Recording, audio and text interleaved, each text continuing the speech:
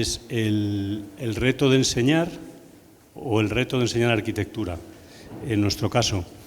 Este encuentro, que es un encuentro emocionante, emocionante, emotivo, porque muchos de los que estáis aquí y de los que estáis allá, sois muy amigos, sois casi de nuestra generación, somos de la misma, ¿cómo se llama? La misma quinta, una promoción, exacto. Y entonces, pues bueno, es muy bonito también después de muchos años encontrarte y bueno, y ver los itinerarios personales, los vitales y profesionales. No me enrollo más para que habléis vosotros. Os cuento que he establecido unos tiempos, porque la arquitectura tiene su tiempo compositivamente, como dentro de los ciclos de su desarrollo, y entonces os voy a hacer, o sea, se trata de que estemos más o menos según el cálculo de tiempos, que estemos 1 hora y cuarto de diálogo, de puesta en común, y luego pues 10-15 minutos para preguntas. Entonces, por eso os voy a decir que os digo las preguntas. Lógicamente podéis saltaros la pregunta si queréis y contar otra cosa.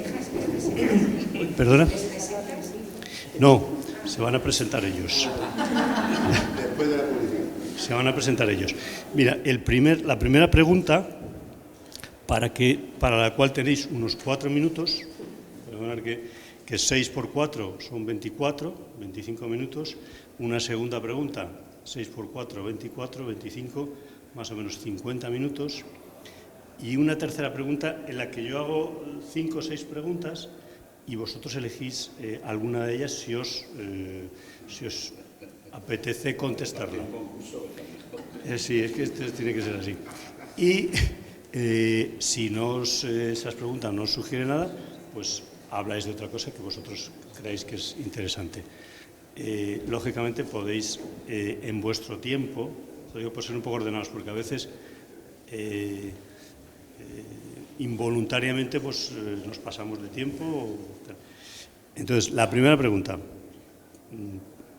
es más o menos trayectoria vital, biografía vuestra, cómo y cuándo llegasteis a la enseñanza, si os encontrasteis con la enseñanza o la buscasteis, y luego que nos contéis la trayectoria docente hasta hoy, con toda sinceridad y humildad. O sea, que si alguien pues que nos cuente más o menos todo. En 4 minutos yo creo que podáis. La segunda pregunta, algunas las hemos comentado antes, no es que...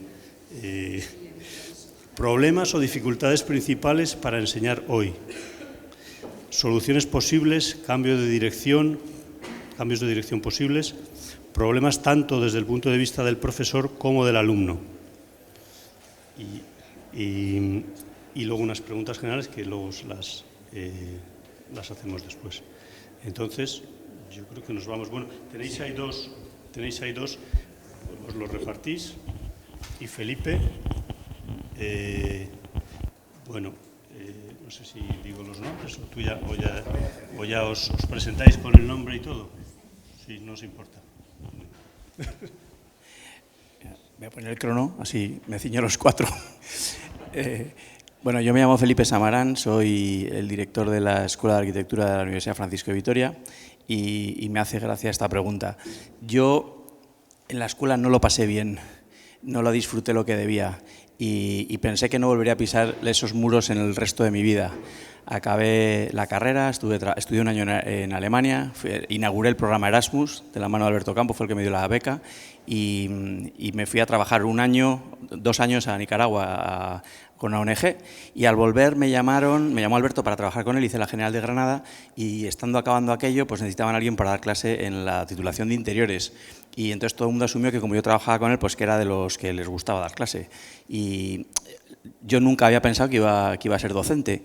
Y pasa una cosa, y es que cuando te llaman para el mundo de la docencia parece que te colocan la chapa de listo oficial, que yo nunca había tenido en mi solapa, y a mí me llamaba la atención, porque yo desde pequeño daba clases particulares a niños de matemáticas, me gustaba mucho la docencia. Y sabía, de pequeño tenía un comediscos que mis padres me ponían para entretenerme, y me sabía todos los cuentos del comediscos de memoria, y me paseaban de clase en clase contando cuentos, los contaba con la voz de adulto y entonando y con palabras que no eran propias de mi edad, ¿no? Entonces yo disfrutaba mucho de eso. Empecé a dar clases en interiores en la escuela, en la Politécnica, y estando en ello me llamaron en ese momento se liberalizaron las escuelas de arquitectura, y me llamaron de 2 para montar la escuela de arquitectura. Fui a la primera, que era la Francisco de Vitoria, y me gustó tantísimo lo que me ofrecieron que ya no fui a la segunda entrevista. Dije, si no hay una cámara oculta y si esto que me habéis dicho es verdad, en aquel momento yo todavía estaba trabajando con Alberto y me parecía que era el tiempo que cataban los perros con longanizas en la arquitectura, y fui exigente y me dijeron que sí a todo y un par más, ¿no? Entonces me quedé allí y poco a poco voy disfrutando muchísimo con la docencia, porque más allá de enseñar arquitectura, que por supuesto que se hace y que desde nuestra escuela entendemos que es una necesidad y formamos estupendos profesionales, pero a mí me gusta el acompañamiento de personas y me gusta mucho la manera en la que está establecido en esta universidad, y entendemos que estamos para la construcción de personas con una vida plena que sean capaces de hacer una transformación social de aquel entorno en el que ellos se inserten como profesionales, sea cual sea su ámbito de formación, ¿no? Y esto lo permite el tipo de formación en el que estamos metidas, donde los grupos son muy pequeños, donde la atención al alumno es exquisita, donde recibe un acompañamiento desde el primer minuto que entra. Entonces, está planteada de una manera, creo que peculiar. De hecho, yo cuando fui a la entrevista de trabajo, porque a mí me contrataron directamente como director de la escuela, o sea que cuando yo llegué no había nada, la tuve que montar de cero, que me pareció otro privilegio enorme. Cuando yo empecé con esto, yo fui casi por curiosidad, pero ¿por qué hace falta una escuela de arquitectura? Yo no me cabía en la cabeza que estuvieran haciendo todas las que estaban haciendo. Y ya está la escuela donde hemos padecido todos nosotros nuestros estudios, ¿para qué aumentar este tipo de oferta, ¿no? Y me gustó tanto porque entendí que la misión era distinta. Y desde entonces, pues son ya casi 20 años los que llevo en docencia. He tenido la oportunidad, gracias a esto, que es un enorme privilegio, de conocer otras muchas, porque hacemos intercambios con universidades de cursos completos. Acaban de volver hace 2 días de la Universidad de Manchester, por ejemplo, ¿no? Entonces me voy con el curso completo, tercero de carrera, me los llevo a Manchester y luego los de tercero de Manchester vienen con nosotros y nos hemos podido comparar con un montón de universidades. Y permite tener una visión panorámica de lo que está pasando, de momento solo por Europa. Viajo con ellos 3 veces al año, con lo cual también hemos conocido un montón de lugares. Una visión que yo no había tenido en la educación. Y tengo que deciros que también sé que la escuela es nuestra casa madre y yo le debo todo lo que soy y no puedo decir otra cosa, pero yo empecé a aprender arquitectura de la mano de Alberto Campo. O sea que yo, cuando me incorporé a ese estudio, yo no sabía lo que era la arquitectura hasta que le vi operar a él y vi cómo resolvía los proyectos, a las cosas que decía que no, a las que decía que sí, la manera en la que evolucionaba una planta, cómo se pegaba con un detalle constructivo. Yo creo que eso fue para mí la grandísima lección, que cuando nosotros éramos estudiantes, perdón, 408, para la siguiente, para ser estrictos. Bueno, yo no voy a cronometrarme. Soy Jesús Ulargui, creo que represento a la escuela, ¡chan, chan! A la escuela, a la grande, la madre, la que sea. Yo disfruté mucho en la escuela, porque había testimonios de todos los tipos. Para mí fue un placer desde el principio. Bueno, no exactamente desde el principio, recuerdo todavía, soy profesor de proyectos de la escuela desde hace 30 años, o sea que ya llevo unos cuantos años. He ido pasando por todos los puestos que me va tocando por los años también, y ahora ya me toca un poquito estar arriba, y yo desde el primer momento, sobre todo recuerdo las primeras clases de elementos de composición, a mí me maravilló. Honestamente, a mí me abrió los ojos, o sea, es que fue como un flechazo de algo que me encantaba, pero no sabía cómo se hacía. De hecho, todavía tengo muchas dudas de cómo se hace, pero sí que me pareció un campo, por un lado inabordable, pero por otro lado infinito, ¿no? Un reto para toda la vida. Y lo de la docencia, yo prácticamente he estado dando clase toda mi vida, ¿no? Porque ya sin haber acabado la carrera, pues algún profesor me dejaba ponerme de ayudante, ¿no? Esta cosa que hacíamos que por supuesto ni estábamos reconocidos ni estábamos pagados y nos sentíamos los seres más privilegiados del mundo, ¿no? Por estar ahí simplemente ayudando a dar clase.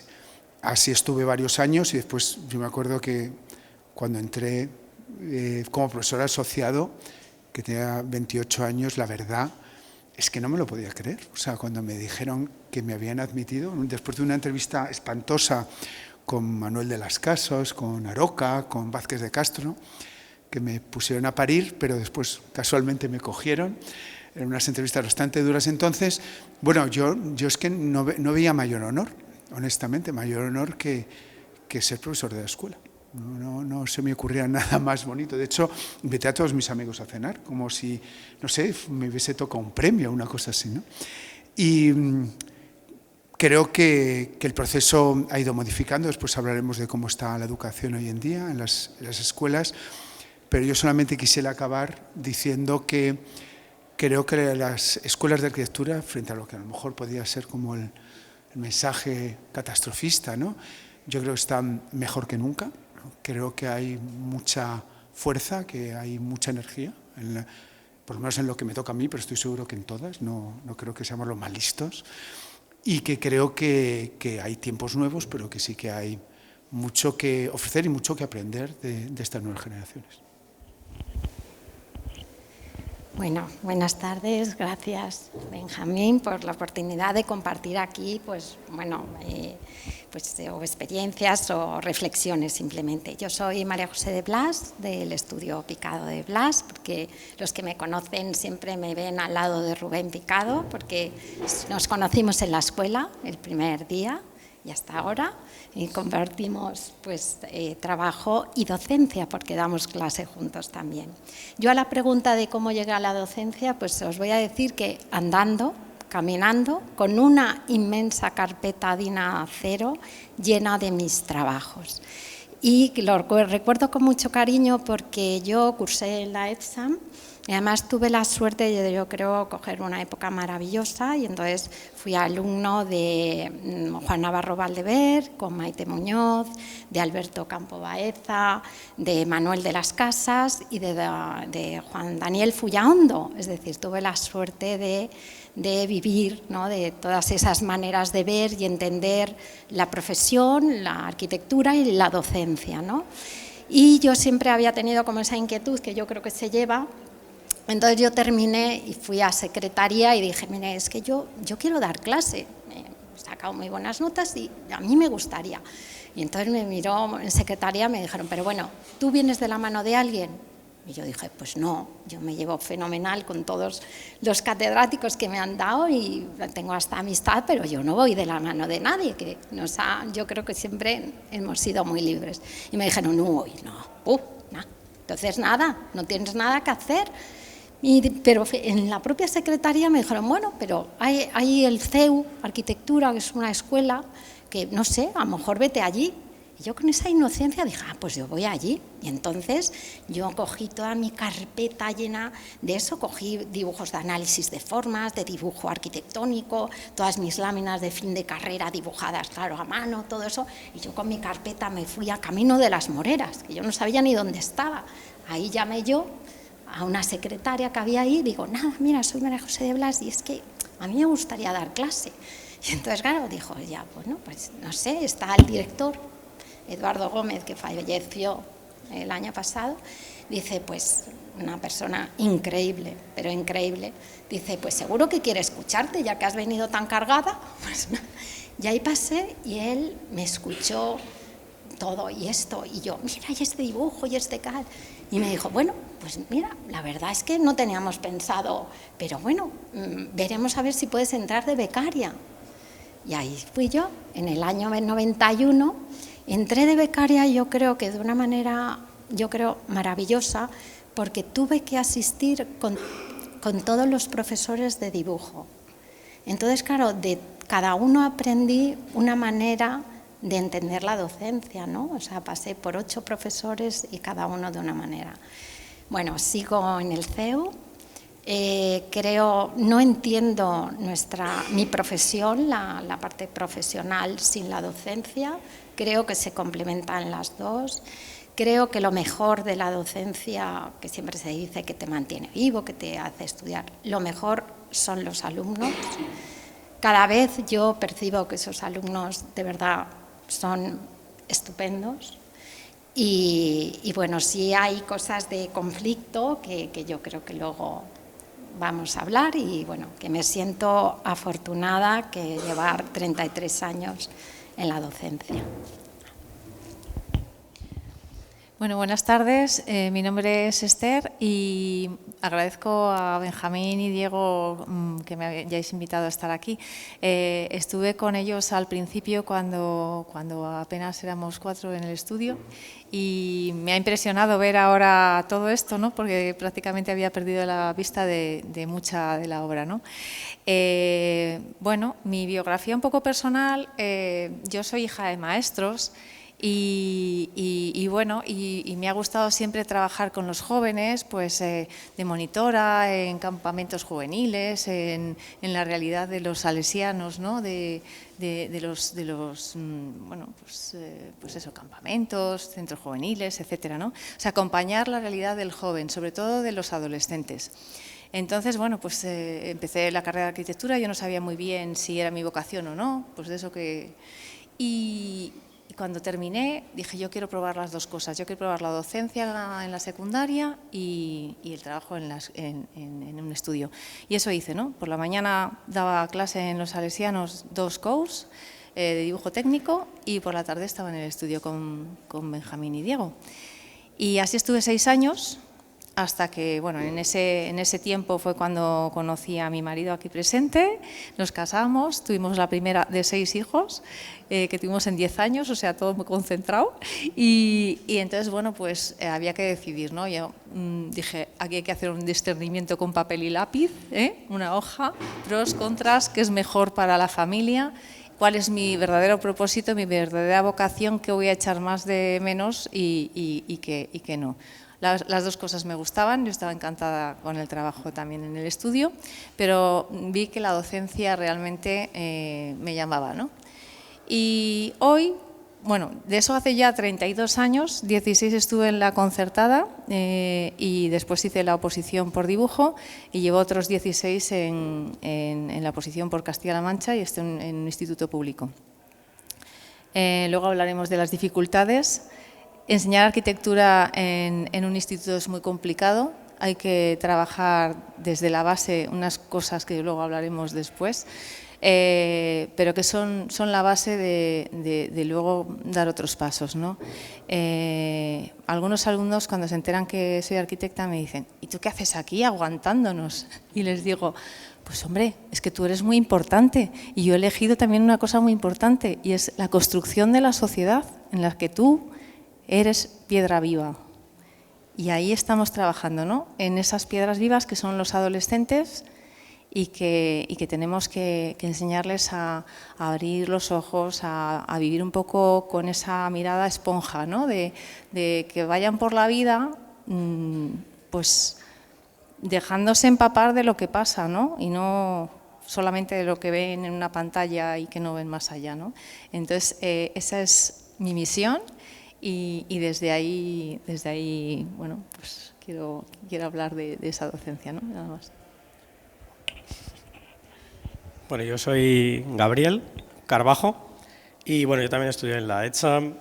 Tuve la suerte de tener a Alberto Campo, a Gabriel Ruiz Cabrero, a José Ignacio Linaza Soro, y no, me supo a poco. Luego me especialicé en un máster en restauración, me fui a Italia también a estudiar allí en el Politécnico de Milán.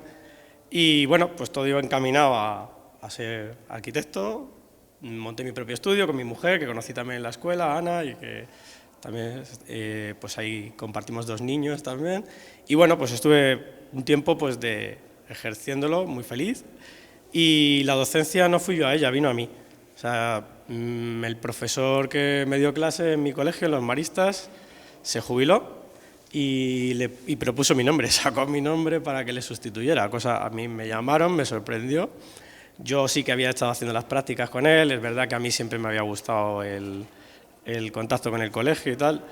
Tengo ahí unos cuantos alumnos que que tengo que tener cuidado lo que digo, porque luego van a contarlo, y algún compañero también. Y bueno, pues la verdad es que yo entré como profesor de dibujo técnico, no soy profesor de arquitectura, doy clase de dibujo técnico en un instituto, pero luego surgió un proyecto muy bonito nada más entrar, que era montar un bachillerato de artes, y eso la verdad es que fue muy chulo, de cero. Y es verdad que había bachilleratos de artes en los públicos, hace 15 años no había en los concertados o privados, en la parte privada no había bachilleratos de artes. Y bueno, pues fue ir preguntando a la gente que daba clase en otros sitios, tirar muchísimo de lo que había aprendido en la escuela, en la que había tenido también una relación un poco amor-odio. Lo pasé muy bien y saqué muy buenos amigos y tal, también hubo momentos muy frustrantes, algunos difíciles. Y bueno, pues tirando un poco de imaginación y de tal, pues montar allí el bachillerato y poder empezar a dar cosas que había estudiado como arquitecto. Yo sí que se nota que soy arquitecto, todo el mundo lo sabe en el colegio, soy el arquitecto, soy como muy... Y sí que la verdad es que el poder enseñar diseño, el que puedes dar historia del diseño, dar el método de proyecto, un poco, la verdad es que era no solamente el dibujo técnico y dibujo artístico, o el fundamentos del arte, historia del arte, sino que poder, pues bueno, dar a los alumnos todo aquello que habías aprendido, todas aquellas inquietudes que yo había tenido y poderlas transmitir, pues era muy bonito. Y luego, al principio intenté alternar el estudio con la docencia en el instituto y, como decía Esther, es mucho más difícil y mucho más de lo que creemos, ¿no? Estás educando personas que con 17, 18 años, que son mis alumnos, están cambiando muchísimo, que se están empezando a hacer como son y que hay que acompañarlos, hay que estar encima, hay que responder a todo lo que necesiten, no se les puede dejar de lado y ellos valoran mucho esa coherencia, el que estés ahí y la verdad es que es un trabajo muy bonito, no me cambiaría por nada del mundo y yo, pues ahí, 15 años y otros 15 que me echen o 20 hasta que me jubile y ahí seguiré feliz.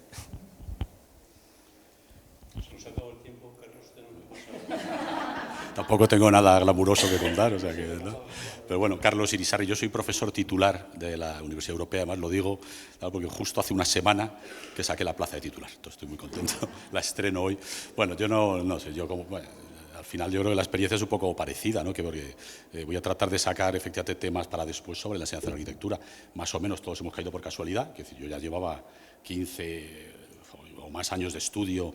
Cuando me ofrecieron, yo tampoco lo busqué, dar unas clases, dar una asignatura que nadie quería dar. Además, mi única instrucción en la Universidad Europea en la que sigo, donde he hecho mi doctorado y todo, mi única instrucción era consigue que la gente vaya a clase porque no va nadie. Digo, coño, extraña misión. Bien, la asignatura, los que son arquitectos ahora lo entenderán, era arquitectura legal, que digo, pues efectivamente, la persona adecuada, porque también me precio, ahora ya no, pero entonces yo tenía el estudio, no tengo ninguna duda, con la peor clientela de Madrid. Es decir, yo tenía gente que la habían echado de otros estudios, no la querían, gente peligrosa, avatares, que yo me dedicaba más a la arquitectura ilegal que a la legal. Tengo ejemplos, bueno, algunos cercanos, de edificios que siguen. Bueno, pues curiosamente se ha convertido efectivamente, años después, llevo ya casi 20 años en una vocación, ¿no? Todo lo que hago al final tiene que ver, me dedico mucho, como los que me conocéis sabéis, a temas editoriales, traigo libros de fuera, he fundado una editorial, etcétera, y al final todo eso es una labor de proveer de bibliografía que no existe a alumnos. Ahora estamos preparando una guía de Madrid ejemplar, simplemente porque yo creo que los ejemplos que ven los alumnos en las revistas no son los más adecuados, que si hay cosas que no se publican. Es decir, que al final, de algún modo, la docencia impregna a todo, ¿no? Yo también, bueno, una actividad fabulosa. Una cosa curiosa o especial, también las metodologías que usamos. Estamos muy acostumbrados a nuestras escuelas, todos más o menos hacemos lo mismo. En la Universidad Europea, que es un campus muy grande, los grados han descubierto cómo se enseña en la Escuela de Arquitectura y están copiándonos, ¿no? De pronto les parece fabuloso que haya asignaturas de proyecto. Digo, llevamos toda la vida haciéndolo, ¿no? Otra cosa curiosa, ¿no? Casi todos somos tiempo parcial. Es decir, algo que en ninguna otra escuela en Derecho, allí son profesores profesionales que están allí toda la vida, yo qué sé. Yo tengo el contrato más pequeño que pueda haber, menos ya no lo quieren en la europea, y lo cual no quita, efectivamente, para haberme doctorado, haberme acreditado, investigar, publicar, que es una cosa un poco para reflexionar sobre la universidad en general en España, ¿no? Que parece... Es decir, iba a contar, bueno, esto me da un poco de vergüenza, pero es verdad, que a los 2 años de meterme en arquitectura legal fui votado la mejor asignatura y el mejor profesor de la escuela. Que dice, me dijo el director, y parece mentira que esto no voten a alguien de proyectos. Digo, ¿y cuál es el secreto? Joder, pues efectivamente la experiencia que tenemos, ¿no? Que estamos trabajando fuera. Que claro, yo cuando les contaba anécdotas de mafiosos haciendo chalet, pues eso, la clase estaba llena. Dice, por si acaso nos pasa, ¿no? Claro, te imaginas otras carreras, no sé, derecho, tal, de gente que se pasa el día allí 100%, etcétera. Que tenemos ese valor de que prácticamente todos los profesores son siempre tiempo parcial o son tiempos más cortos, no sé en la pública, porque en la pública, claro, también está esta trampa de que profesores ahora que están al 100% en teoría, pues tienen también su estudio. Una cosa así un poco, pero en cualquier otra carrera, pues eso no sucede. Yo hace poco gané una plaza en la pública y la devolví. Es decir, no veía que aquí no hay un proyecto, aquí lo que quieren es que vaya, rellene unas clases, etcétera. No hay como en donde estoy, que me permiten desarrollar. Fuimos pioneros, yo creo, en hablar de ética, ¿no? Me dejaron meter contenidos de ética de verdad, no de valores en la arquitectura, no estafar al cliente, cosa que es una cosa evidente, etcétera. Bueno, en total, efectivamente esto da para mucho, ahora vamos a... Pero bueno, yo creo que tenemos un poco en común y también, como ha dicho María José, ese disfrute de los alumnos que yo creo que son mucho mejor personas que nosotros. Yo creo que afortunadamente viene una generación, yo veo en mis alumnos, que tienen unos valores, no sé, por la razón que sea, mucho mejores de lo que éramos nosotros, lo cual a mí me rejuvenece, ¿no? Cada vez que voy, digo, bueno, pues algo con buenas ideas y con buenos pensamientos, ¿no? No sé si os recordáis más o menos la segunda pregunta, que hablaba más de problemas, de detectar problemas y soluciones, problemas desde las dos miradas, ¿no? Problemas vuestros como profesores, problemas de los alumnos por la cultura, por la situación, digamos, accidental de Madrid, de España, de cada una de las situaciones coyunturales, ¿no? ¿Al revés ahora o...? Para pasarlo. No se ha oído. No. Perdón. No, que volvemos a la segunda pregunta, que era hablar de problemas y soluciones que estiméis, porque bueno, los arquitectos, pues nuestra misión es aportar soluciones, detectar problemas, pero si no aportamos soluciones somos unos... Voy a empezar por aquí porque así me pueden insultar después. Hay profesores de proyectos aquí. Yo creo que hay... Bueno, la enseñanza es estupenda. Nosotros seguimos, y además se lo digo a los alumnos, que tenemos una formación extraordinaria, es decir, cualquier arquitecto, en cosas que no sospechan, que es en el mundo de la estrategia. Es decir, el mejor gestor es un arquitecto. El único que está acostumbrado, y esto es mérito de los profesores de proyectos, ahora diré el de mérito, pero efectivamente el trabajar en 20 escalas a la vez, estás viendo la ciudad, estás viendo el cuarto de baño, estás manejando muchos oficios, muchas normativas. Quiero decir que, voy a poner un ejemplo un poco siniestro, pero o sea, no es casualidad que un arquitecto organizara la maquinaria de guerra de Hitler, que Albert Speer, que fue procesado por ello. Tengo otros muchos ejemplos, es decir, al final la capacidad de estrategia de un arquitecto, voy a poner un ejemplo positivo, Francis Queré, que es decir, un tipo que ha cambiado la región más pobre del mundo, no con un proyecto, sino con una estrategia alrededor de un proyecto. Se puede cambiar el mundo, etcétera. Y eso es gracias muchas veces a los profesores de proyectos. En el lado negativo, es decir, creo que se ha perdido, y la parte de conocimiento subjetivo de la arquitectura es muy difícil de transmitir, es decir, cuando se crea la Academia Villanueva, que era el director, no confiaba y formaba a los estudiantes en su estudio. Luego los mandaba ya a examinarse, pero que es una cosa muy difícil. Proyectos no está originalmente en el programa de estudios. Proyectos se crea tiempo después como para integrar. Curiosamente, ¿qué ha sucedido 150 años después? Pues que Proyectos se ha convertido en una faceta más. Y esto es culpa también de Vitruvio y de esta descomposición. Parece que están las instalaciones, está no sé qué, y está el proyecto. Cuando Proyectos debería ser el que junta todo. Es decir, debería ser. Prueba de lo que digo es que prácticamente todas las escuelas ahora tienen talleres de integración, en los cuales a un pobre alumno le ponen delante de 5 profesores, que dice, pero coño, ¿no sois capaces vosotros de corregir uno solo y el alumno tiene que saber lo que sabéis los 5? ¿No? Está el de instalaciones, el de no sé qué. Que dice, hay un fracaso ahí en Proyectos que viene, yo creo, esto ahora debatiremos efectivamente, de profesores que no son los que están aquí, sino que no tienen oficio fuera. Es decir, de profesores que se han especializado, son lo que llama Moisés Puente bienalistas, que se especializan en el papel cuché de las revistas, en la Bienal, tiene un Europan y tal, pero bueno, al final, claro, no es capaz de hablarle de historia al alumno, no es capaz de... que no es lo que nosotros vivimos. Yo reconozco, coño, ¿quién es la gente que más sabe historia de arquitectura? Nuestros profesores de proyectos. ¿Quién sabe más que Linaza Soro de Románico de Bizancio, que es un magnífico arquitecto? Cualquiera que miremos, ¿no? Y eso ahora pasa menos, es decir, con honrosas excepciones, que además lo sé por alumnos suyos, pues yo soy muy cotilla, pero también sé de alumnos, no voy a decir, efectivamente, gente especializada en proyectos, si es que uno se puede especializar en eso, ¿no? Y ese quizás es el mayor riesgo que hay ahora, que tiene que ver con eso de que el que esté allí dando clase, joder, esté construyendo y tenga la experiencia de proyectar una cosa, verla si se ha equivocado cuando está construida, se ha equivocado de escala o no, si ha funcionado su detalle constructivo, etcétera. Los profesores que tuvimos nosotros, ¿no? Que tenían todos mucha vida fuera. Pero, Carlos, vamos a seguir esta ruta. Apagar, y no sé si ese también, si podéis apagarlo, que no sé si... no. Hola. Sí. Bueno, estaba tomando algunas notas porque quería tratar de ser justo. Lo que atañe al sistema educativo vendría después, pero a mí me interesa hacer la radiografía de quién es el alumno que entra, que lo heredamos de vosotros, ¿no? Tengo que decir que yo tengo una hija de 20, un hijo de 18, uno de 11 y tengo el espectro, 2 que ya han salido de la adolescencia y uno que entra el año que viene o el siguiente.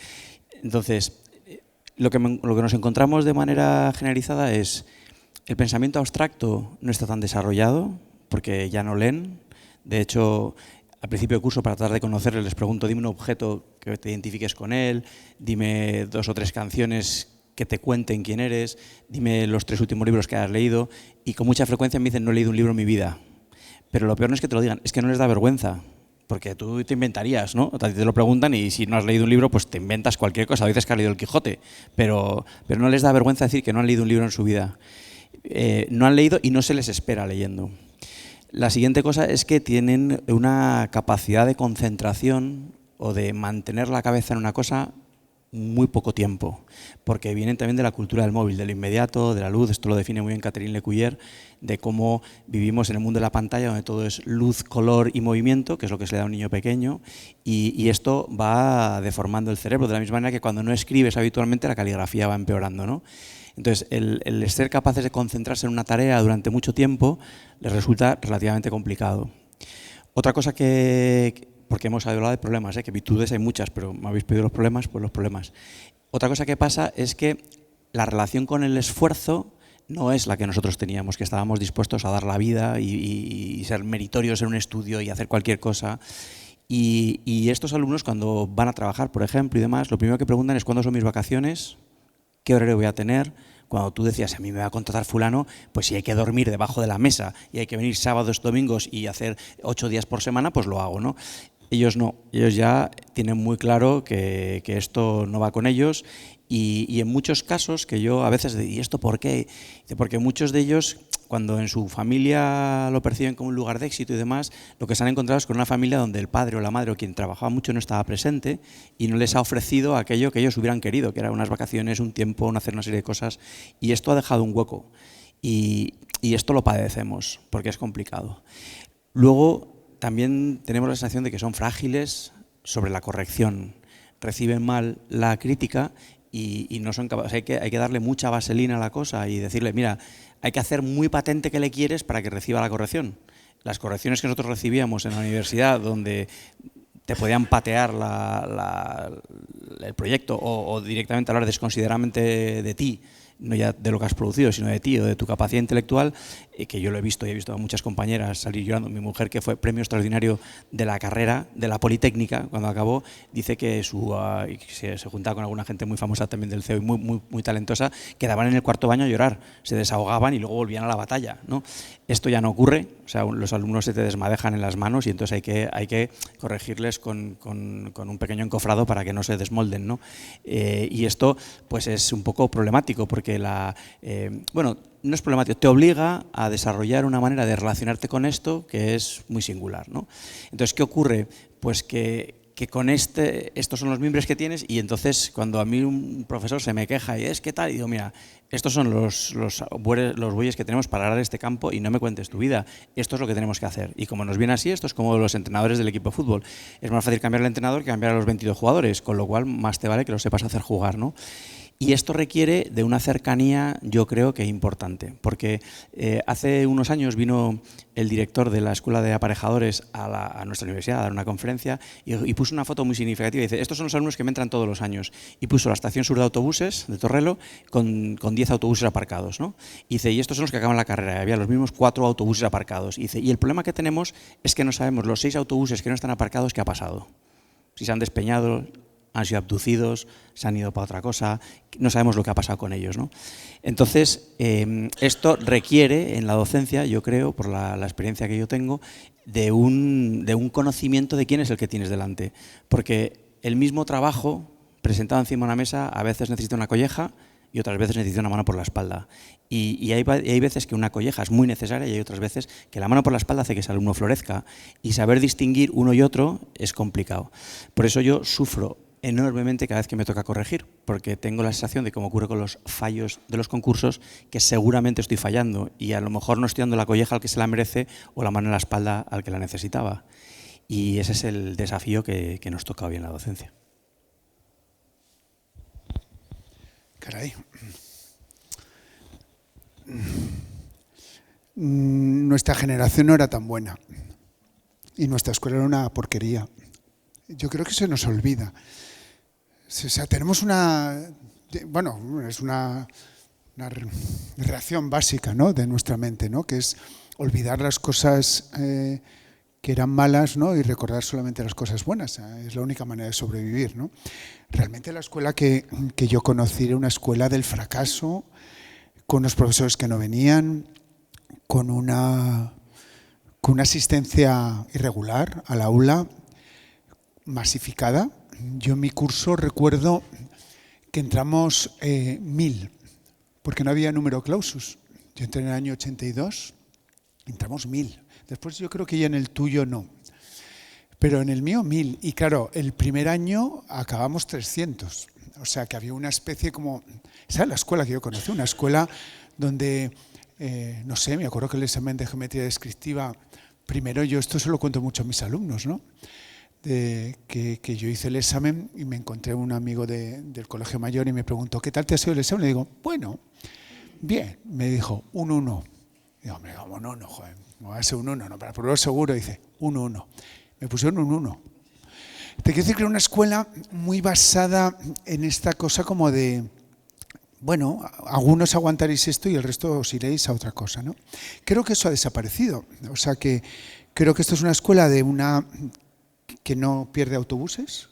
La escuela politécnica, la escuela de arquitectura no pierde autobuses, pierde pocos autobuses ya. Creo que es lo razonable, también porque no se nos olvida que lo nuestro es una cosa pública y que la gente que está ahí, en el fondo, está subvencionada por el Estado. O sea que tenemos un deber de intentar que consigan los objetivos, que es para lo que estamos los profesores. Bueno, y que son diferentes. Es decir, yo no sé, hay problemas seguramente, es verdad que todo lo que se ha comentado hasta ahora, pero creo que la cuestión es, primero, no olvidarnos que nuestra escuela no era tan buena y que nosotros no éramos tan buenos. Yo creo que nos ponemos así como de una gente súper vocacional, que dormimos encima de la mesa, es verdad, que tenemos esa capacidad de sacrificio, es verdad. Pero era una escuela muy caótica, muy caótica y con muy poca gente que al final estaba interesada y que realmente acababa metida en esto, pero una escuela muy desconectada, ¿no? Yo creo que eso ya no ocurre. Creo que la educación en las universidades se ha dado cuenta que no puede ser así, no puede, y más, tendremos que ir hacia adelante. Respecto, bueno, por supuesto que al ser diferentes, pues hay otros nuevos desafíos, ¿no? Es decir, sí, son multitarea, es verdad, hacen varias cosas a la vez. Mi hijo mayor estudia arquitectura, fue alumno de María José y era capaz de estar viendo una serie mientras hacía una maqueta, ¿no? Yo decía, pero ¿cómo? Y le salieron unas maquetas impresionantes. quiero decir que es verdad que son multitarea, pero simplemente son multitarea, no hay que darle más vueltas. Y tiene desventajas y ventajas. Que no leen. Bueno, yo creo que ellos tienen muchas más formas de acceder al conocimiento. Es verdad que determinado conocimiento está desapareciendo y es una pena porque es un disfrute, sobre todo, pero aparecen otros, ¿no? Ellos tienen una capacidad visual que no teníamos. Bueno, yo las maquetas que, con todo respeto, hacen mis alumnos en primero, yo ahora estoy en el máster habilitante, pero he estado muchísimos años, en los últimos 10 años he estado dando clase en primero y segundo.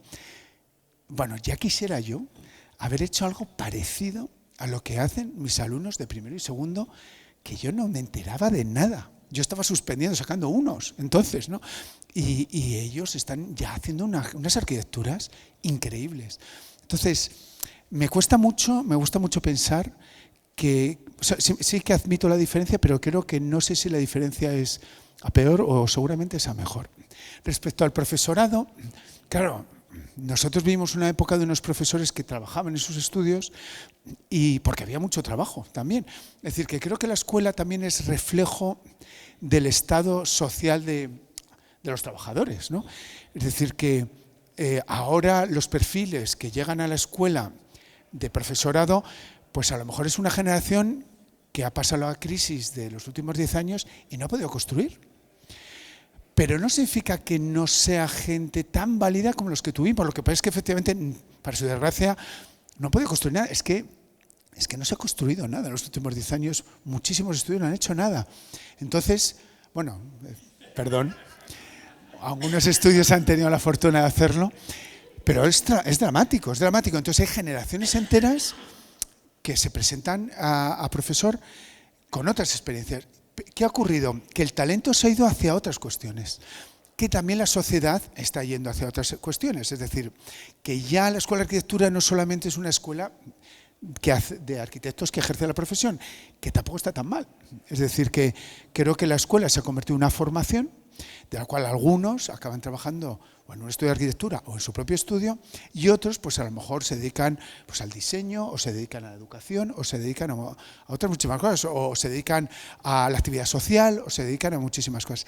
Y esa diversidad también está llegando al profesorado. Y esto crea un crisol que está como muy borroso, y ese crisol borroso creo que es un poco como el reflejo de la sociedad en la que estamos, sin más, ¿no? Porque las escuelas son en el fondo como un espejo de la sociedad, no tiene más historia. Bueno, yo un poco pues lo que comentas, ¿no?, del problema que vemos.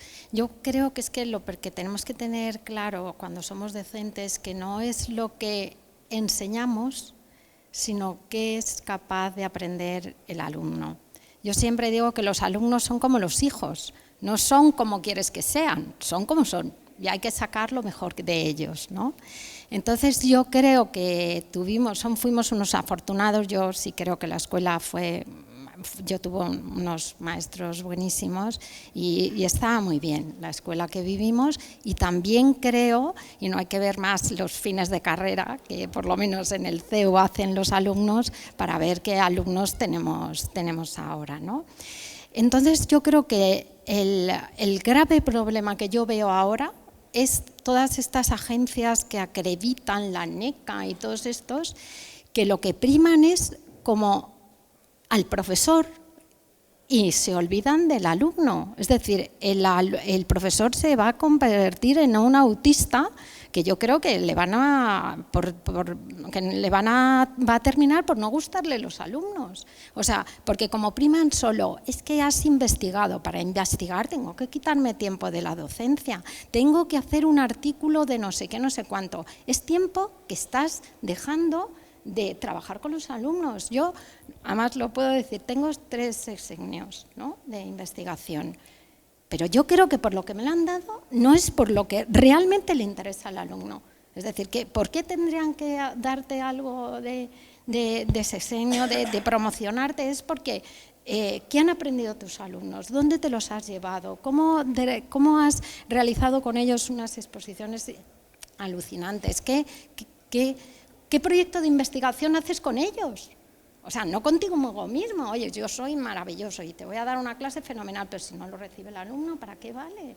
O sea, yo de verdad que creo que es por este sistema de acreditación y que dan puntos a los profesores que creo que es completamente equívoco, en mi opinión.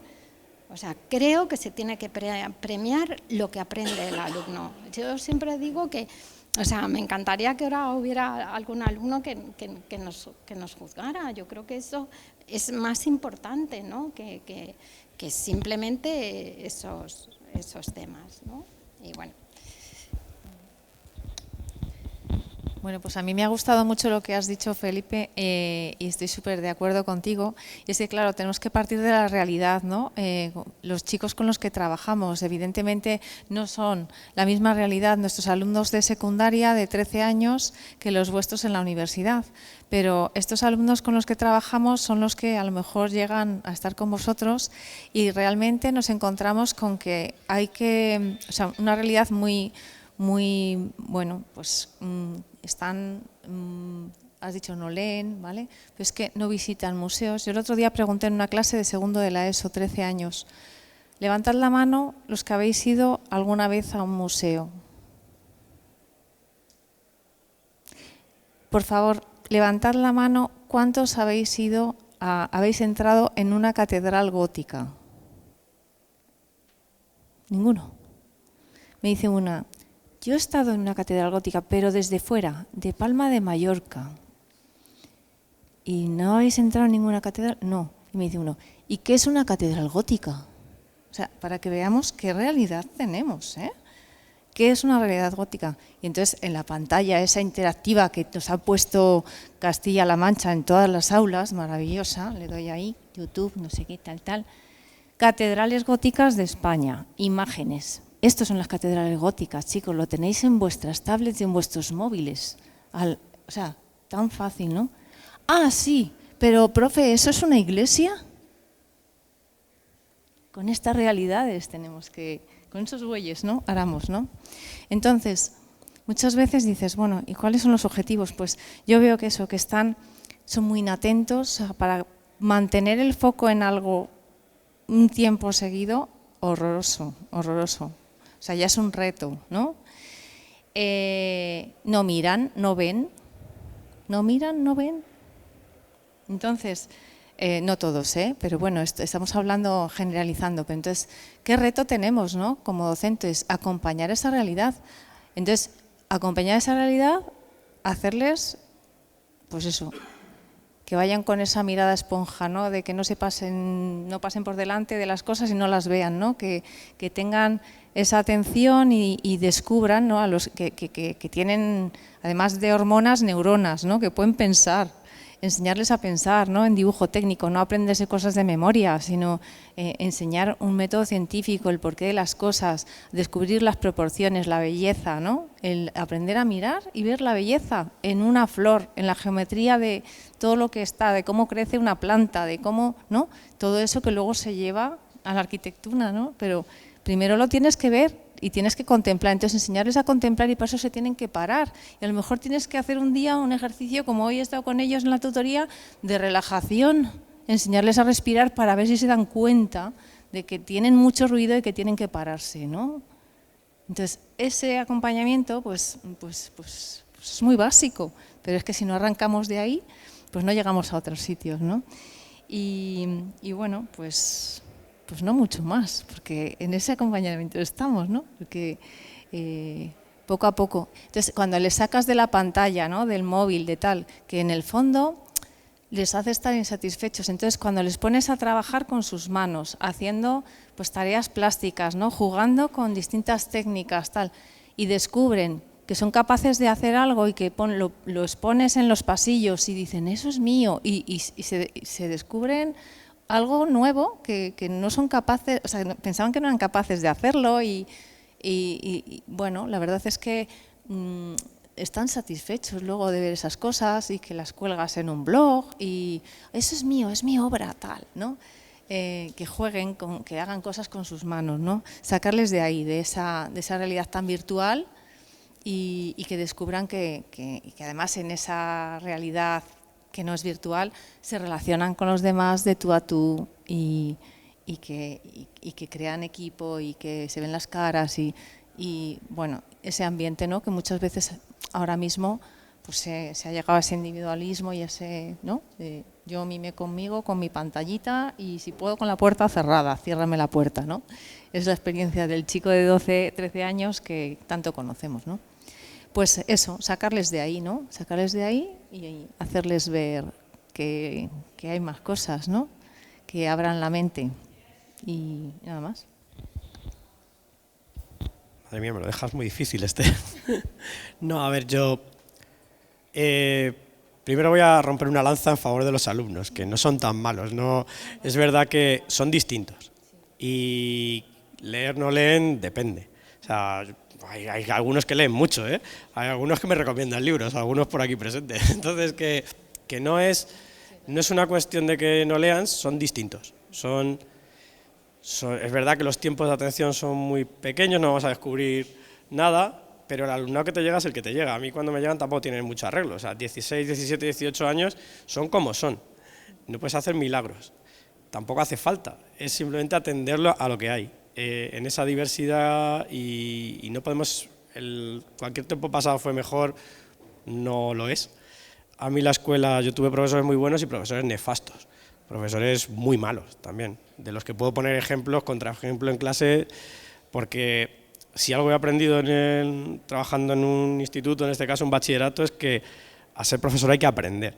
Y hacemos muchos cursos, y hacemos un montón de esfuerzo nosotros, los profesores, por aprender a enseñar.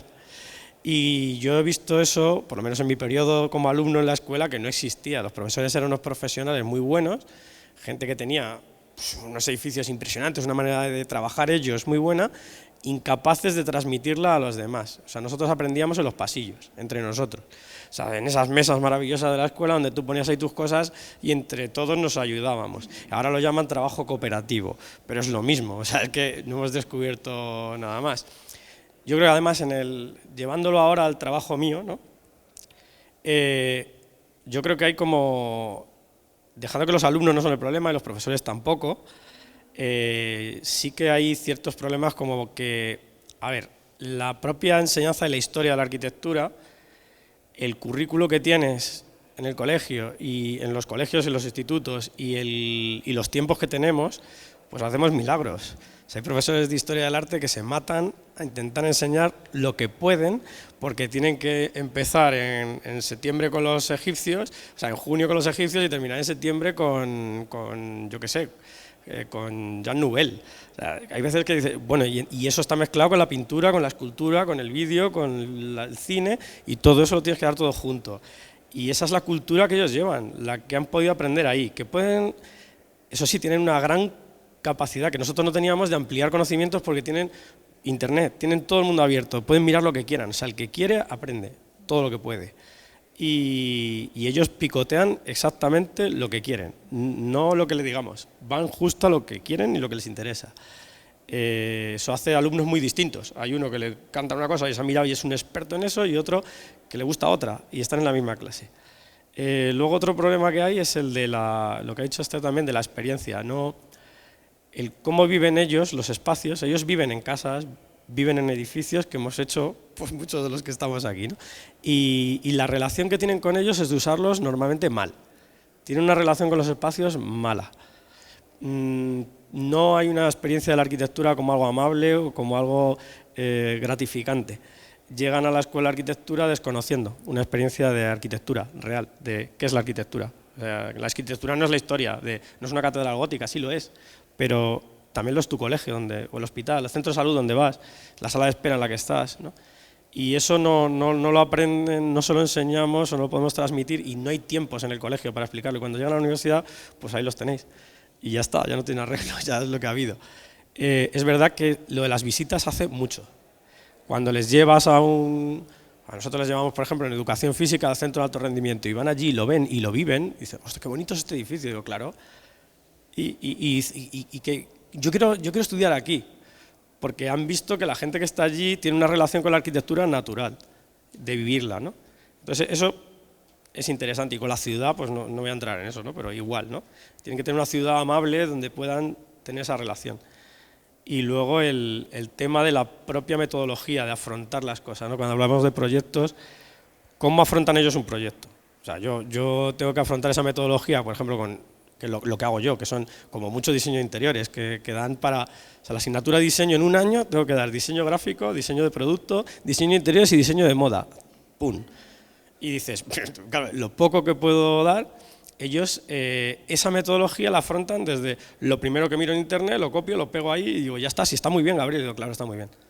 Es lo primero que has visto, no has intentado analizar lo que había, no has intentado sacar lo bueno de cada cosa, no has intentado modificar, evolucionar, y se lo explicas y es la primera vez que lo oyen. Es como, dice, pero ¿por qué tengo que evolucionar si ya está bien? No, no está bien, no está bien, o sea, puede mejorar muchísimo. Y si a lo mejor vuelvo al primero que me había gustado, sí, claro, evidentemente. Entonces eso, que lo vean en un bachillerato. Yo tengo la suerte de poder dar eso, porque tengo esa asignatura, porque el currículo de... Este año me han quitado diseño para los de ciencias, que son los que vais a tener luego vosotros, y ha sido un trauma, porque hasta hace nada, 10 años, 10 generaciones de alumnos, siendo de ciencias tecnológico, podían dar diseño. Ahora no, este año la ley nueva esta no te lo permite, entonces hay un problema. Yo creo que algo muy bonito que teníamos, que podíamos transmitir, pues no, se ha perdido.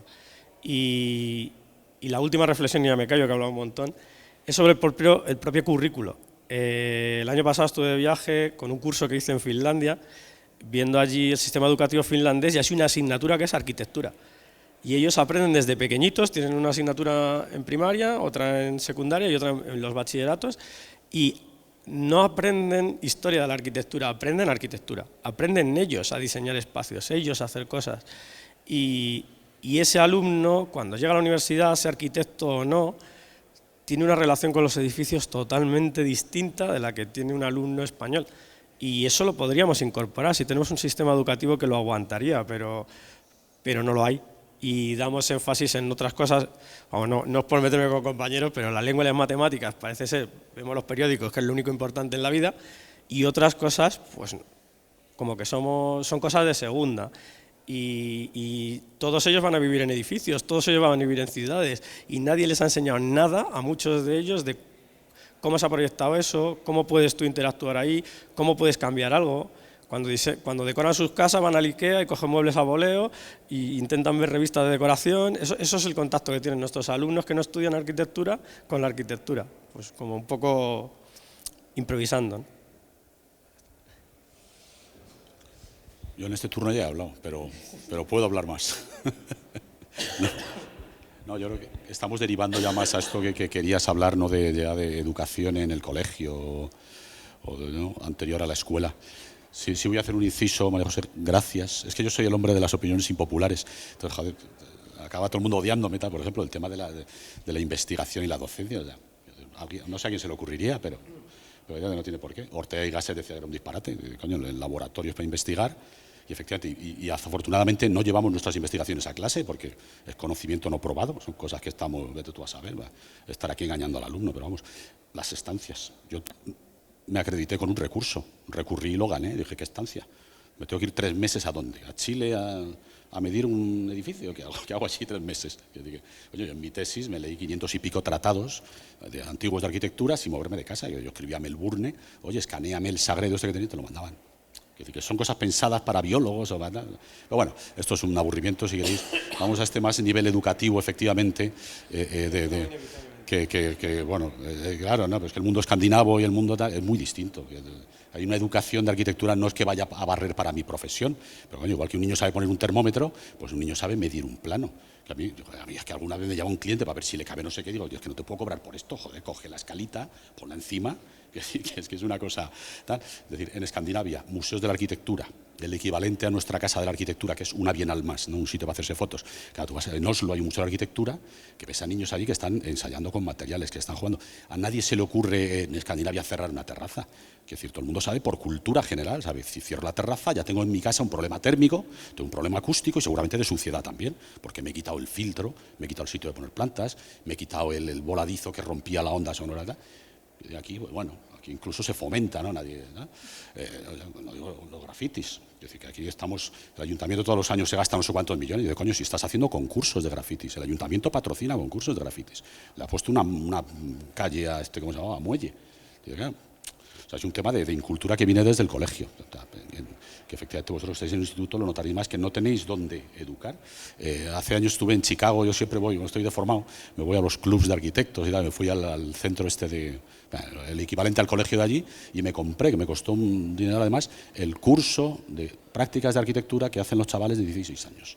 Que tienen una actividad, no es una asignatura, o sea, cada semana tienen una actividad extracurricular, no sé cómo les puntuará, pues esta semana hace un itinerario de aquí a tu casa, los materiales que vas viendo, por qué cada uno no sé qué, no sé cuánto. Chavales de 15, 16 años. Otro, coge y dibuja un plano de tu casa a escala, y cuando tengas que comprar un sofá no tendrás que llamar a un arquitecto para que te coja la escalita. Que hay una incultura ya práctica sobre la arquitectura. No hablo ya de la cultura posterior, ya decir de apreciar un edificio. Esto de Rasmussen, ¿no? Seguimos 50 años después asombrados como Rasmussen. Digo, coño, la gente hace colas por meterse en el auditorio, por aprender de música clásica, por pintura, tal. ¿Por qué no hemos conseguido, o no hemos oído a nadie que les interese la arquitectura también? Que vean y dicen, bueno, pues este edificio tiene mucho interés, aunque sea moderno. O tal, que bueno, pero bueno, esto ya son muchas. Que también en la protección de la arquitectura también hay un tema absurdo de economía, etcétera. Que si cualquiera de nosotros hubiera heredado la casa Guzmán o la Pagoda, lo hubiera tirado también. Es decir, que es así, porque cuando dices, coño, es que entre lo que hay y lo que puede haber hay una gran diferencia. Bueno, ocupémonos de que no pueda haber otra cosa, o ocupémonos, ¿no? Pero bueno, eso es otra historia, ¿no? Pero bueno, que ese nivel educativo efectivamente del colegio, a mí me parece capital, pero ya no hablo de docencia de arquitectura, pues haremos lo que podamos. Por cierto, muy cierto, tu ejercicio de humildad, yo lo pienso también, que dices, claro, nosotros estábamos 400 en la escuela. ¿Cuántos leíamos en la escuela? Los que estamos aquí. Por eso estamos dando clase. Es decir, nuestra promoción, es decir, hay descerebrados, y siguen sin haberse leído ningún libro y están ejerciendo. Es decir, que es así. Vamos a ser honestos, cuando dices, es que los chavales de ahora no leen. Tampoco leíamos, hablo en plural, yo sí, porque yo estoy deformado, pero por eso somos profesores, ¿no? Pero hay que hacer ese ejercicio de humildad, incluso con el tema de la exigencia también. Es decir, es parte, culpa nuestra. Es decir, estamos en este mundo en el que no se exige nada, el que no sé qué. Otras mis opiniones impopulares, yo defiendo la precarización, la defiendo. ¿Por qué? Porque yo me he pagado la carrera precarizada. Es decir, hoy no podría, porque si yo voy a un estudio de arquitectura que me malpaguen, me pagaban mal, pero lo suficiente para la matrícula y para mi interrail para ir a ver arquitectura. Hoy ya no podría, porque no, es que la seguridad social, es que no sé qué, es que no sé cuánto. Digo, bueno, pues déjalo, ya no hay manera de que me contrate nadie, ¿no? Defiendo efectivamente ese sistema de becarios, ese como se llame, ¿no? Donde aprendes mucho más además, ¿no? Pero bueno, son muchas cosas. Esto es. Yo voy a hacer como 4 preguntas y ahora hacemos otra rondita rápida y damos posibilidad de hacer preguntas.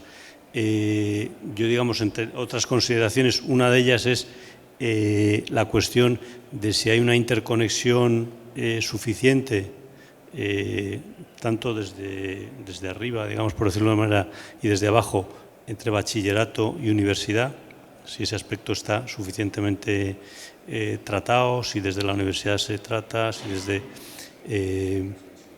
porque parece que es importante y de hecho, bueno, el juntar aquí estos dos escalones, pues era también un poco el motivo de ver esas deficiencias o esas. Esa es una cuestión. Otra es si la legislación, la norma, a cada uno en vuestro campo os limita, digamos, es un corsé o es una ayuda. Otra que bueno, es una pregunta que tenía, si confiáis en los jóvenes o si desconfiáis, ya lo habéis dicho prácticamente todos, ¿no? Pero yo creo que me parece que sin un acto de confianza es difícil ser profesor. Y otra pregunta que tenía es si la figura del maestro existe hoy o ha existido en algún momento. Yo la he conocido difícilmente porque realmente quizá no estaba yo capacitado para captarlo, pero es una pregunta de si el maestro, como se puede entender, existe. Y nada más, y hacemos, contestáis estas cosas o a otra que os parezca a vosotros de interés y luego damos un poquito de margen de preguntas, que seguro que...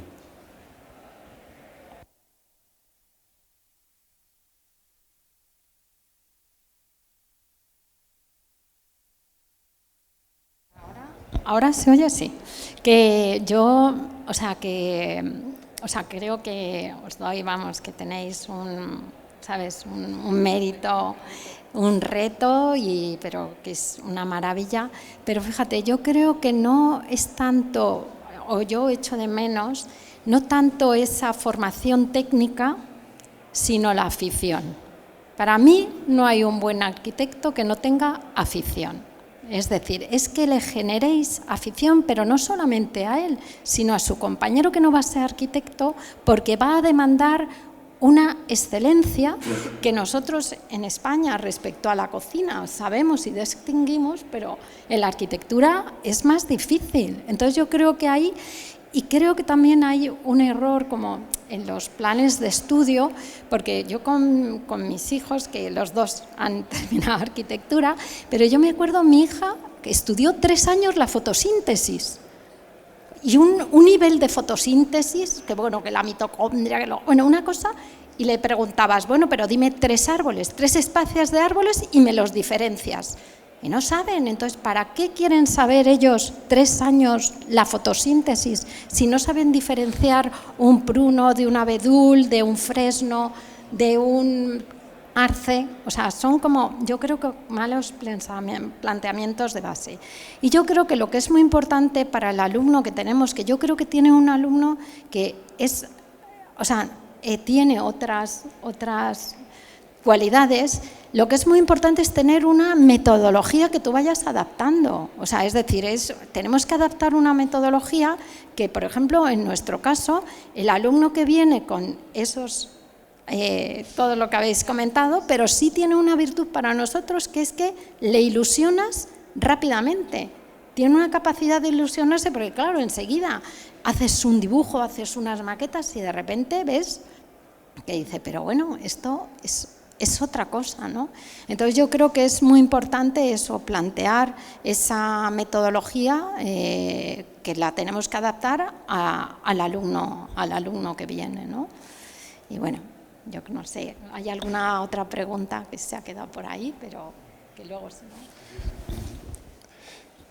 Sí, sería necesaria una coordinación, pues una pena, ¿no?, entre lo que podía ser bachillerato y la universidad, pues es una pena, es una pena.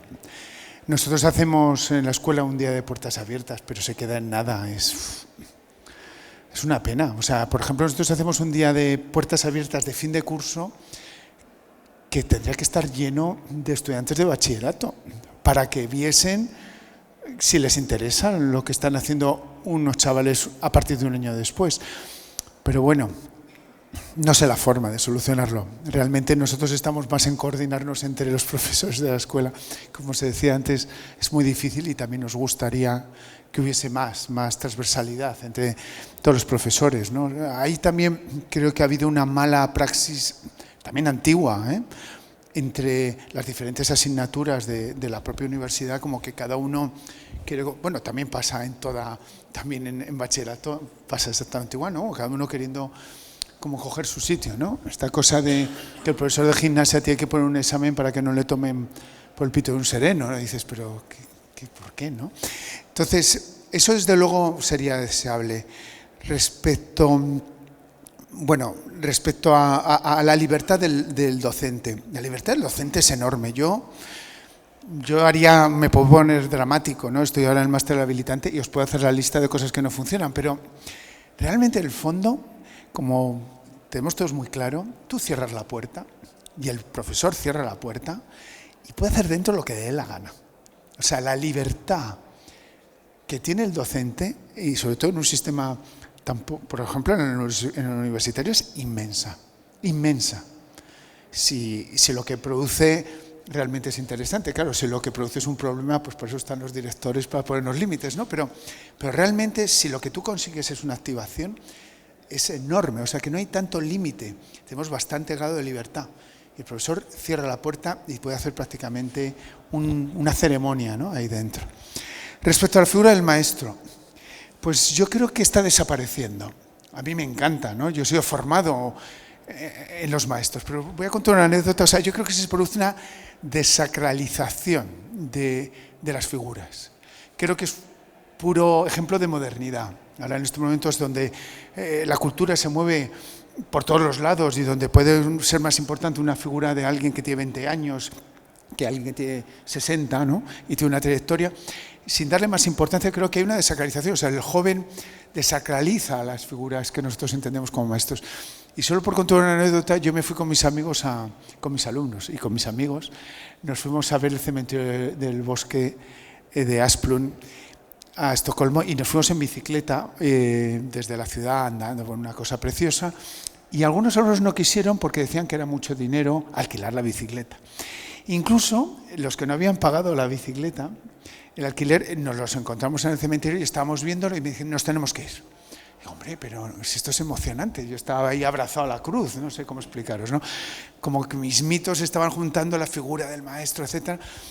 Bueno, es que Beyoncé, nos hemos dado cuenta que hace un concierto aquí, iríamos comprometedas y nos vamos ahora al concierto de Beyoncé, que seguro que les costó, pues a lo mejor 150 euros, bastante más que la bicicleta. ¿Eso es criticable?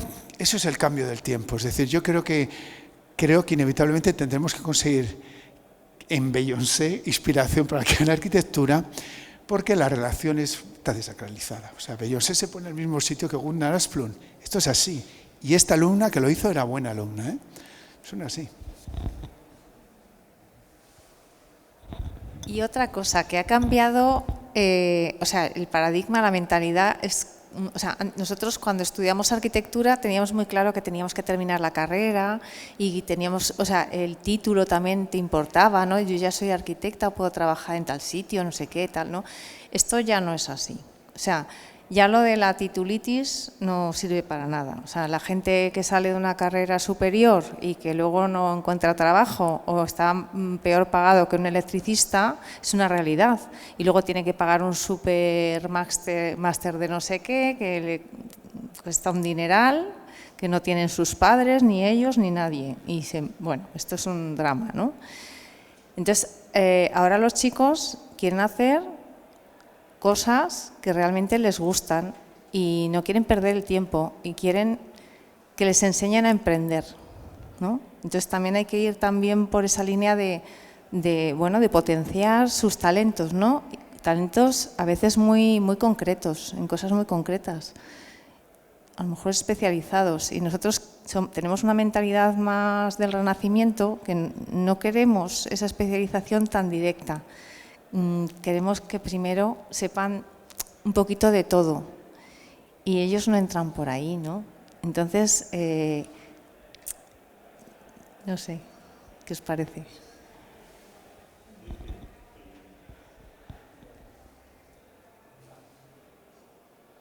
Sí. ¿Existe conexión entre el instituto y la universidad? Bueno, yo creo que creciente. La relación que yo como escolar tuve con la universidad fue cero y nosotros hacemos una jornada de puertas al mes y estamos la mañana completa con ellos, alumnos y padres, a veces vienen con los hermanos, hablando de lo que es la profesión. Y muchos de los alumnos vienen a 2 o 3 jornadas porque lo que quieren es saber, oye, es que yo estoy dudando entre una ingeniería industrial y una arquitectura, o yo no sé si quiero Derecho o Business Analytics. Entonces hay muchos que vienen y están 2 o 3 días, o sea, 2 o 3 son los sábados, y entonces se juntan pues del orden de 1.200 personas todos los meses, ¿no? Y esto me parece que es una mejora. La ley ayuda, yo tengo una percepción esto un poco negativa. Yo creo que la ley en estos momentos está primando al profesor profesional de la docencia, que no profesional del ejercicio profesional, y creo que esto es un error en determinadas carreras, en medicina seguro, en arquitectura. Es que medicina, perdona que te interrumpa, porque medicina ha salido de esta profesionalización, es decir, que un buen cirujano le permiten estar en la docencia a tiempo completo. Entonces, claro, porque quieren que haya operado muchísimas veces, pero sin embargo en arquitectura quieren que el profesor no haya hecho edificios para enseñar. Es que es una contradicción. Yo creo que ahí es un grave problema, esa profesionalización que estás comentando. Estamos haciendo el último edificio, uno de los últimos del campus con Emilio Tuñón, y el otro día me decía, Felipe, es que yo en estos momentos soy propietario del 10% de Tuñón y Albornoz, porque es lo que me permite compaginar con la docencia, porque tengo muy claro que quiero seguir siendo arquitecto y docente. Dentro de unos años ya recuperaré mi situación, pero me parece un drama que Emilio Tuñón tenga que hacer este tipo de cosas para poder seguir siendo docente y arquitecto, ¿no? Luego la ley, creo que en muchas cosas no está mirando por el progreso del conocimiento. El poder aprobar un alumno sin repetir, pues todos hemos pasado por una época en la que repetías y ya está. Y sabemos que prácticamente eran los delincuentes los que repetían, los demás, listos o medio pensionistas, pues íbamos pasando de curso, ¿no? Entonces yo creo que hay determinadas cosas que impulsan una forma de ser y yo creo que la ley en general no está siendo especialmente acertada con esto. ¿Crees en el alumnado? Yo creo que todo tiempo pasado fue mejor, es un error y está demostrado científicamente que toda generación mejora la anterior, con lo cual es cierto que tenéis otros, mira, los que estáis ahí en la última fila, que luego os pondrán en la lista, pero sí que estoy convencido de que tienen unos talentos y que son probablemente los talentos que hacen falta para el día de hoy. Y entonces, igual que hay una plataforma de los que vamos siendo abuelillos de que te quieres que ir al banco o no tener que hablar con una inteligencia artificial al teléfono que te pone de los nervios, pues esta gente hace otras cosas que nosotros les hemos pedido el otro día a los de primero que hicieran un vídeo para contar lo que tenían que contar y nos han traído el 100% de los alumnos unos vídeos de caer de espaldas, siendo que ninguno de ellos sabía editar vídeo cuando se lo pedimos, ¿no? Entonces tienen otras inteligencias, lógicamente, o la inteligencia es algo que te cae y que desarrollas según lo que vas necesitando como kit de herramientas para entenderte alrededor del mundo, ¿no? Y luego, si el maestro o no el maestro, yo creo que los que hoy estamos aquí hablando, la inmensa mayoría de los que estáis escuchando, en nuestro tiempo pensábamos que rozarse del maestro de alguna manera imprimía carácter y te caían algunas migajas de su talento, ¿no? Y entonces querías estar al lado de los buenos porque dices, si yo estoy al lado de fulano y lo oigo hablar, acabaré diseñando como fulano. Bueno, esto hoy ya no es así, porque el alumno tiene la sensación de que todo lo tiene en Internet. Y ahora el miedo como profesor es que si yo levanto a Le Corbusier de su tumba y le traigo a dar una conferencia en la universidad, probablemente tenga que pasar por los pasillos cazando a lazo a los alumnos para decir qué vergüenza que he resucitado a Le Corbusier y no estás escuchándole. Entonces, el único lleno que he tenido inapelable ha sido cuando vino Bjarke Ingels.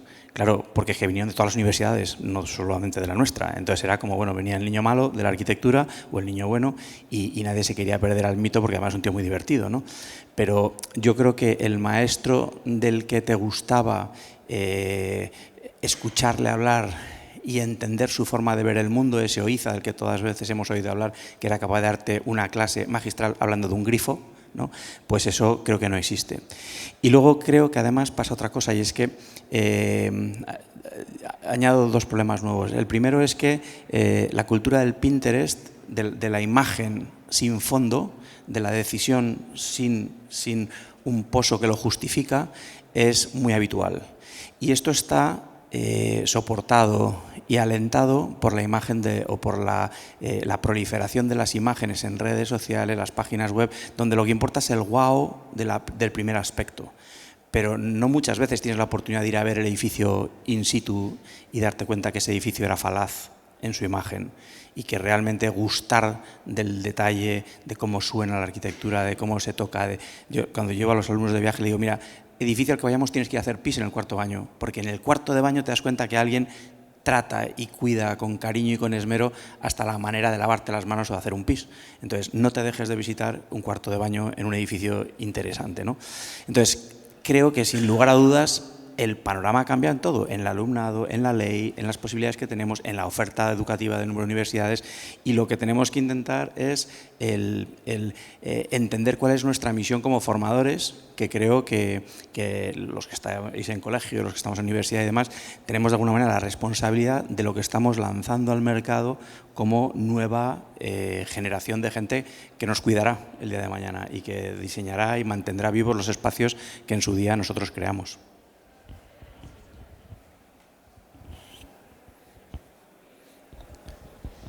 Sí, quería comentar una cosa, porque la relación entre la universidad y la secundaria, por ejemplo, en dibujo técnico es pésima. Tenemos una EBAU en la que a los chicos, o sea, muy difícil, en Madrid, por ejemplo, tiene un grado de dificultad importante, chavales que 2 años antes no sabían medir, o sea, que no sabían que tenían que poner el 0, porque medían desde el borde de la regla, donde, o sea, cualquier cosa, ¿no? O no sabían hacer una mediatriz, o sea, y a los 2 años siguientes o 3, que a lo mejor no han cogido luego ni tercero ni cuarto de optativa y de repente se meten en un bachillerato y tienen que hacer maravillas en 2 años, con suerte de que tengan un profesor que les hace pensar y que les enseña un método, ¿no? Entonces, no tiene sentido la legislación actual, que luego no les pide entrar en una universidad, en una escuela de arquitectura, por ejemplo, que tienen geometría, no les piden haber cursado esa materia, ¿no?, como obligatoria. Pues si no les vas a pedir eso, pues no les pongas trabas luego en una EBAU. O sea, no hay relación ni hay criterio lógico, ¿no? Enseñarles con un poquito menos de nivel, pero que realmente se vaya posando, esos conocimientos se vayan posando. Aquí tenemos varias que están también, Elena, Marta, ¿verdad? Pero bueno, que luego realmente no sean todo trabas y puedan, ¿no? Que se enseñan todo cosas que no se utilizan en la carrera para nada, porque yo también he tenido hijas haciendo arquitectura y no han utilizado para nada la inversión. O sea, en aeronáuticos a lo mejor sí, pero como eso, tangencias por inversión y cosas rarísimas, para nada. Y en cambio no utilizan ningún programa informático de diseño y no tienen ni idea de nada. Y luego fijaros lo que se usa en arquitectura. O sea, nunca más. O sea, es un desastre total. O sea, estamos 2 años matándoles para nada. Lo único, si por la metodología les has enseñado el esfuerzo, el pensar, la lógica, todo eso sí, pero vamos, que no. Pues, perdona, Gaby, tengo que dar el turno a las preguntas ya que han empezado. Yo solo iba a decir que totalmente de acuerdo con ellas en que la relación es no mala, pésima, porque nuestra relación de profesores cuando vamos a la universidad es solo cuando nos cuentan un día el examen, que los alumnos ya están esperando a que lleguemos, a ver cuál es la siguiente ocurrencia de la universidad, de qué tontería les van a pedir, qué tal, y entonces cuando llegamos allí te encuentras 400 profesores de instituto que todos hemos estudiado arquitectura, ingeniería de caminos, ingeniería industrial, tal, y nos tratan como a niños pequeños, como si fuéramos subnormales todos, y nos cuentan unos exámenes inverosímiles que se creen que nuestros alumnos van a poder hacer porque desconocen totalmente cómo es el alumnado y bueno, pues esa es la relación que tenemos. Entonces, al final, nosotros, hombre, gracias a Dios conocemos gente como vosotros, ¿no? Y quería insistir en esto, lo último y ya me callo, ¿vale, Javi? Era en el que yo sí que veo que los alumnos sí perciben mucho, aunque están sobresaturados de imágenes, de vídeos, de cosas, la coherencia de los profesores y de la gente con la que tratan. A ver, a mí Benjamín nunca me ha dado clase, pero cuando le veo hablar de un detalle, de un pomo, de una bisagra y de cómo la albardilla llega, te está enseñando. Y yo considero que es un maestro para mí. O sea, y cuando habéis hablado vosotros ahora, yo estaba grabando. Y no he sido alumno vuestro, pero ahí lo tengo, ¿no? Pero porque luego sé que sois así. Y es verdad que eso, el alumno cuando tiene un profesor que lo vive, ellos aprecian eso, que lo estás viviendo. Cuando un profesor de literatura está hablando del Quijote, como lo vive él, y ven que para él es súper importante, dice, ostras, si para este es importante, algo tiene. Y lo intentan. Sin embargo, si tienes el típico profesor que lo está haciendo por trámite, que no cree en nada lo que está haciendo, a mí me cuesta, por ejemplo, transmitir. A mí me preguntaban a un alumno, te dice, ¿sirve para algo el sistema diédrico? Mira, sinceramente, cada vez me cuesta más transmitir a los alumnos lo mucho que les va a servir el sistema diédrico, porque sé que es mentira. Bueno, no te digo la inversión, cuando decía Marta. Entonces, eso ellos lo perciben. Y cuando estás viendo cosas que de verdad sí les van a servir, ellos lo captan. Ya hablaremos del diédrico. Yo creo que el diédrico es como el que aprende a leer. Si aprendes a leer, el diédrico es la base de la arquitectura, para mi gusto,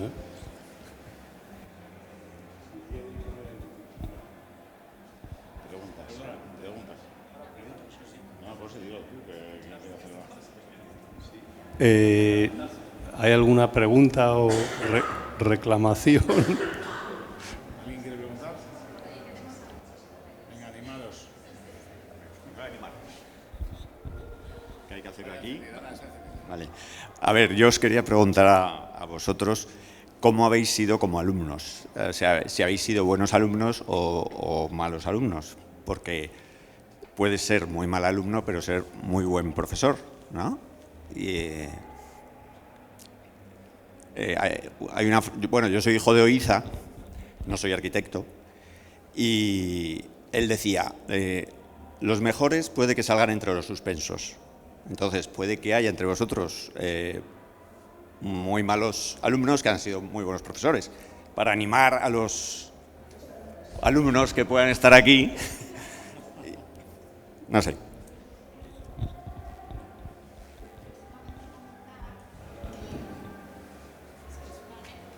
Es una anécdota graciosa. Yo reconozco que era muy buena alumna. Me encantaba y disfrutaba. Rubén no, Rubén todo lo contrario. Pero yo siempre cuento la anécdota de mi suegro, que es buenísima. Él siempre dice que el mejor profesor que tuvo fue el profesor de natación. Él era extremeño, que aprendió a nadar en menos de 4 meses, que no sabía nadar el profesor. O sea que le enseñó un profesor a nadar, mi suegro siempre lo cuenta, que no sabía nadar. Es decir, que con eso, es decir, un docente puede ser espléndido habiendo sido un alumno muy malo, y hay muchos casos. Rubén.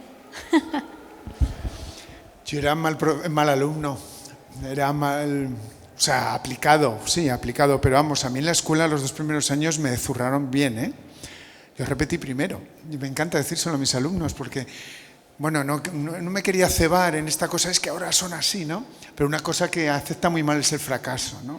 Ahora nosotros estábamos especializados en el fracaso, en nuestra generación sabíamos que el fracaso era casi como un estado habitual, ¿no?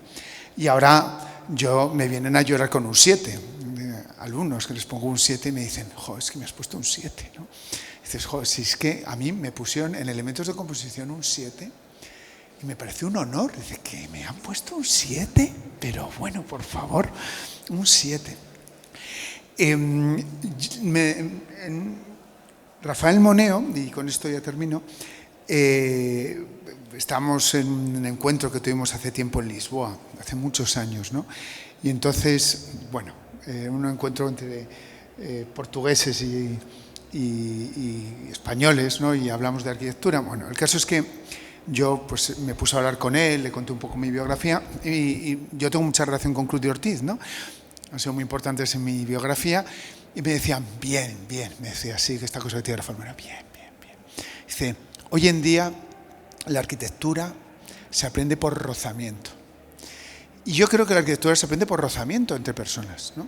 Es verdad, no es una ecuación, no, ni siquiera los libros que ayudan a acrecentar e intensificar el rozamiento. Lo he aprendido por rozamiento.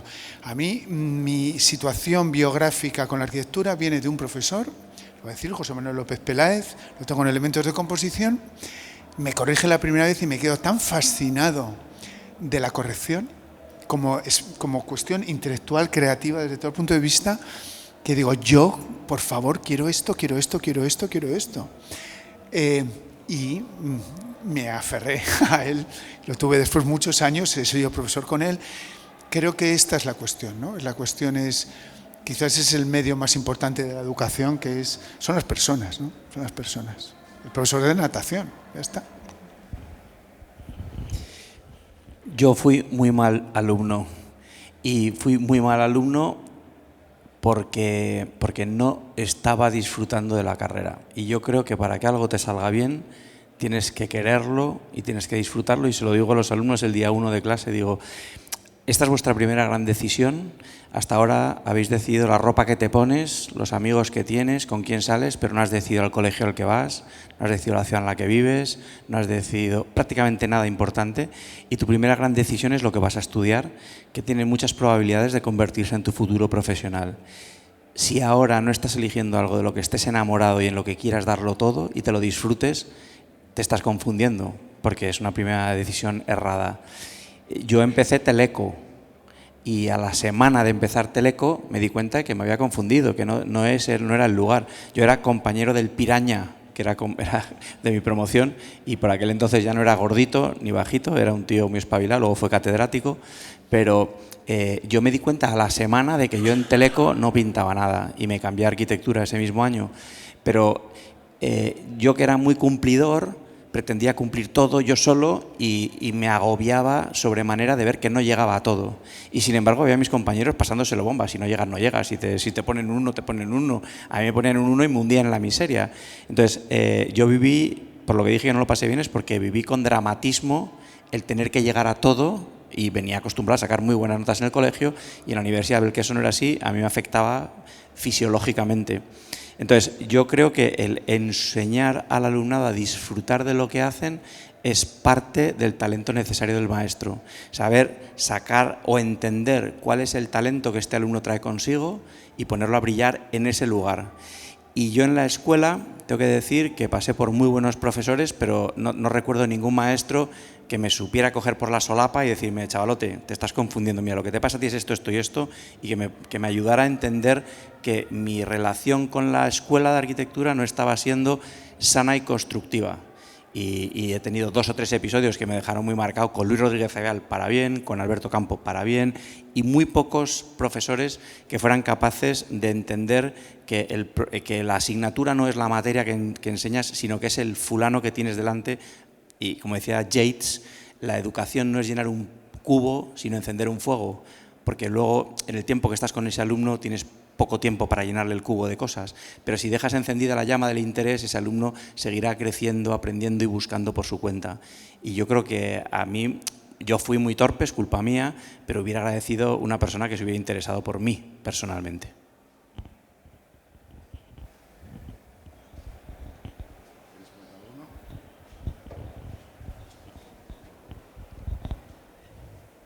Yo quería preguntar, porque va más dirigido, bueno, a todos, porque al final todos habéis hecho arquitectura.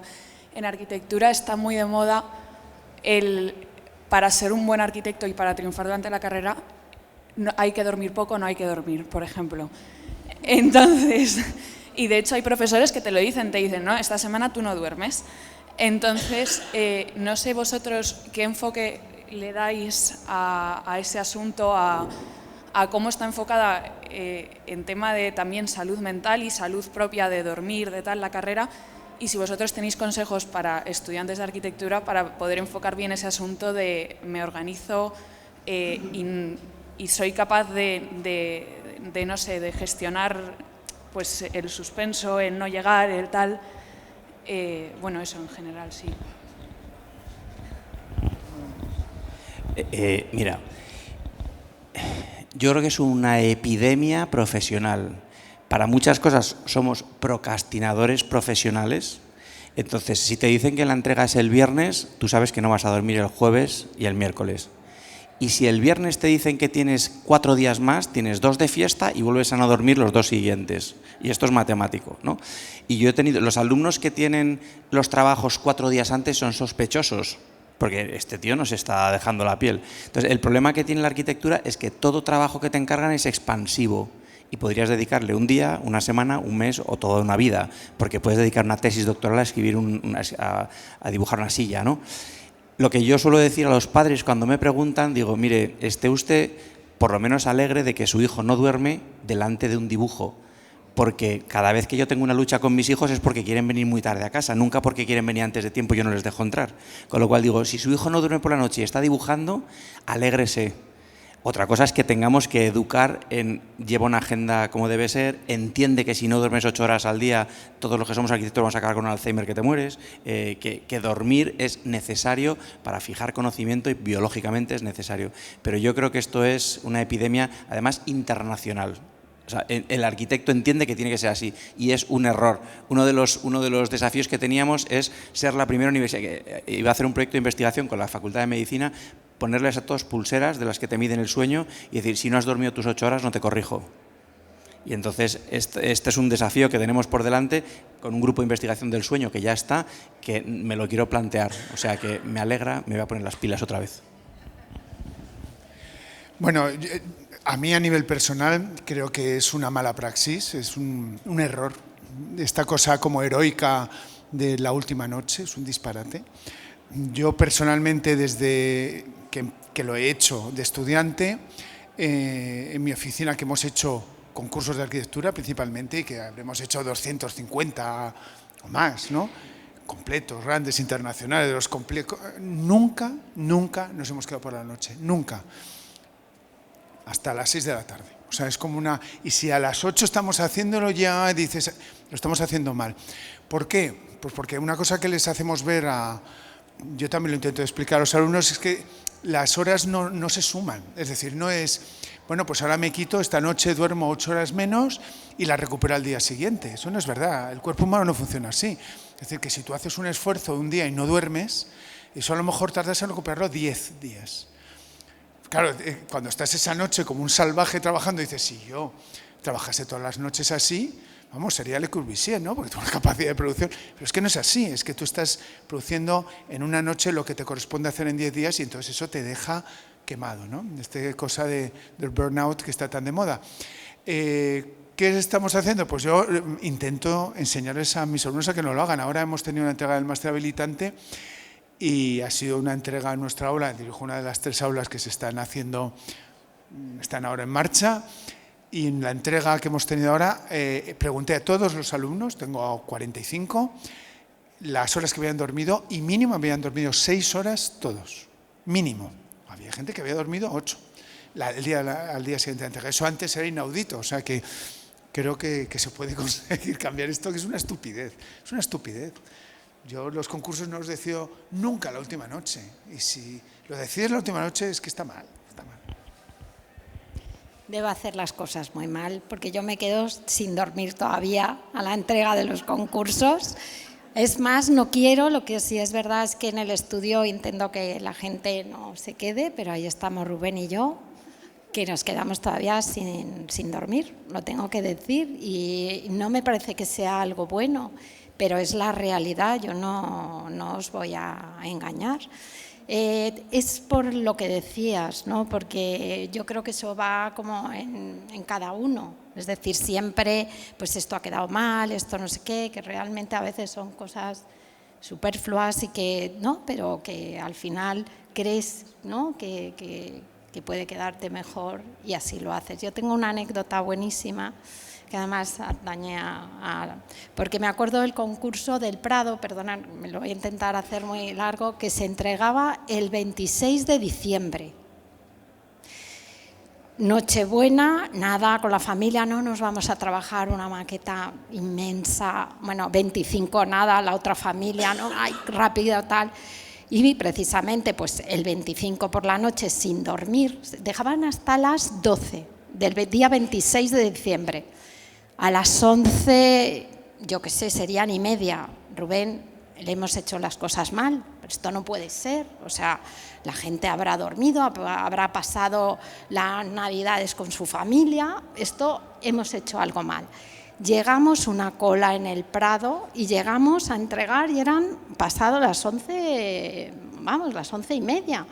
Y estamos en la cola y vemos que detrás de nosotros viene Sáenz de Oiza, tu padre, y después más atrás Carvajal.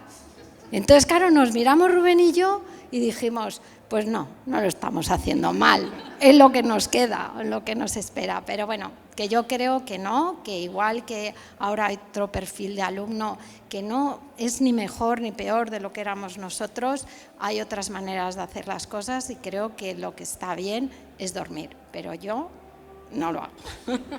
Yo muy poco, o sea, pero noches encadenadas seguidas sin dormir, y me acuerdo un día en casa que sonó el telefonillo y cuando me levanté corriendo para cogerlo y me caí en el camino y me quedé dormido en la moqueta de la habitación. O sea que es muy malo, sí. Y yo veo que además pasan de ser niños en el colegio, donde lo tienen todo hecho y donde sus padres prácticamente lo dan todo por ellos, y van a la selva. La universidad es la selva y se encuentran con tanto volumen de trabajo. Les hemos enseñado que hay que responder a todo y ellos como buenos alumnos lo intentan y mueren en el intento. Entonces yo creo que es verdad que eso que has dicho hay cada vez más anuncios de psicóloga y eso es preocupante. Es para preocuparse, o sea, que las generaciones lleguen a la universidad y necesiten un psicólogo con 18 años, 19, es algo preocupante y que deberíamos pensar en ello.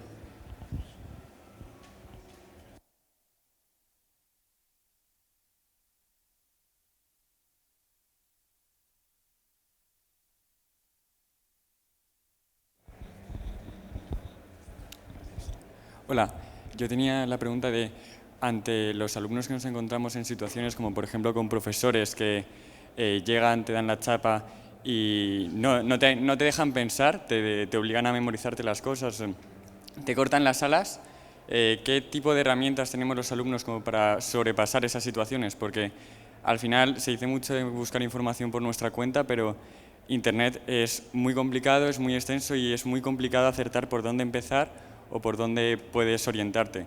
Y eso, ¿cómo podemos gestionar la frustración en estos casos? ¿Cómo podemos salir de estas situaciones? Y eso.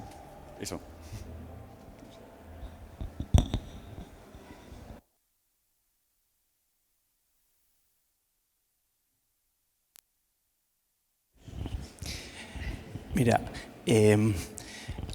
a mí me vienen con mucha frecuencia los alumnos y me dicen, tengo un problema. Unas veces es de la asignatura, otras veces de un compañero, otras veces de un profesor que les da la chapa. Y lo que yo según se sientan, les digo, tú no tienes un problema, tú tienes un desafío. Y no es lo mismo, digo, no es lo mismo. Entonces, yo creo que lo más difícil de educar probablemente es la inteligencia emocional, más que el saber un tema de historia o resolver un problema. Entonces, yo creo que tú no tienes un problema de un profesor que te da la chapa, tú tienes un desafío por delante y este señor es mi cliente de ahora. Cuando eres arquitecto tienes clientes muy fastidiados.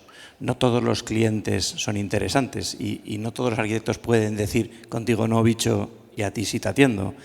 Entonces, como tienes clientes a veces muy difíciles, gente en el ayuntamiento complicada, situaciones en el estudio difíciles de pilotar, al final es, bueno, cómo soy capaz de hacer que todo esto funcione, ¿no? Entonces yo te diría que ese profesor en concreto, que seguro que no todos son así y que solo tienes uno o dos de estos, y a ¿cómo lo atiendo como cliente? ¿Qué quiere de mí? ¿Cuáles son sus expectativas? Le voy a dar lo que quiere. Y si yo quiero otra cosa de esta asignatura y quiero aprender más, hazlo por tu cuenta. Y disfrútate aquel otro profesor cuya forma de docencia se acomoda a tus talentos o a tu manera de entender lo que tú quieres aprender.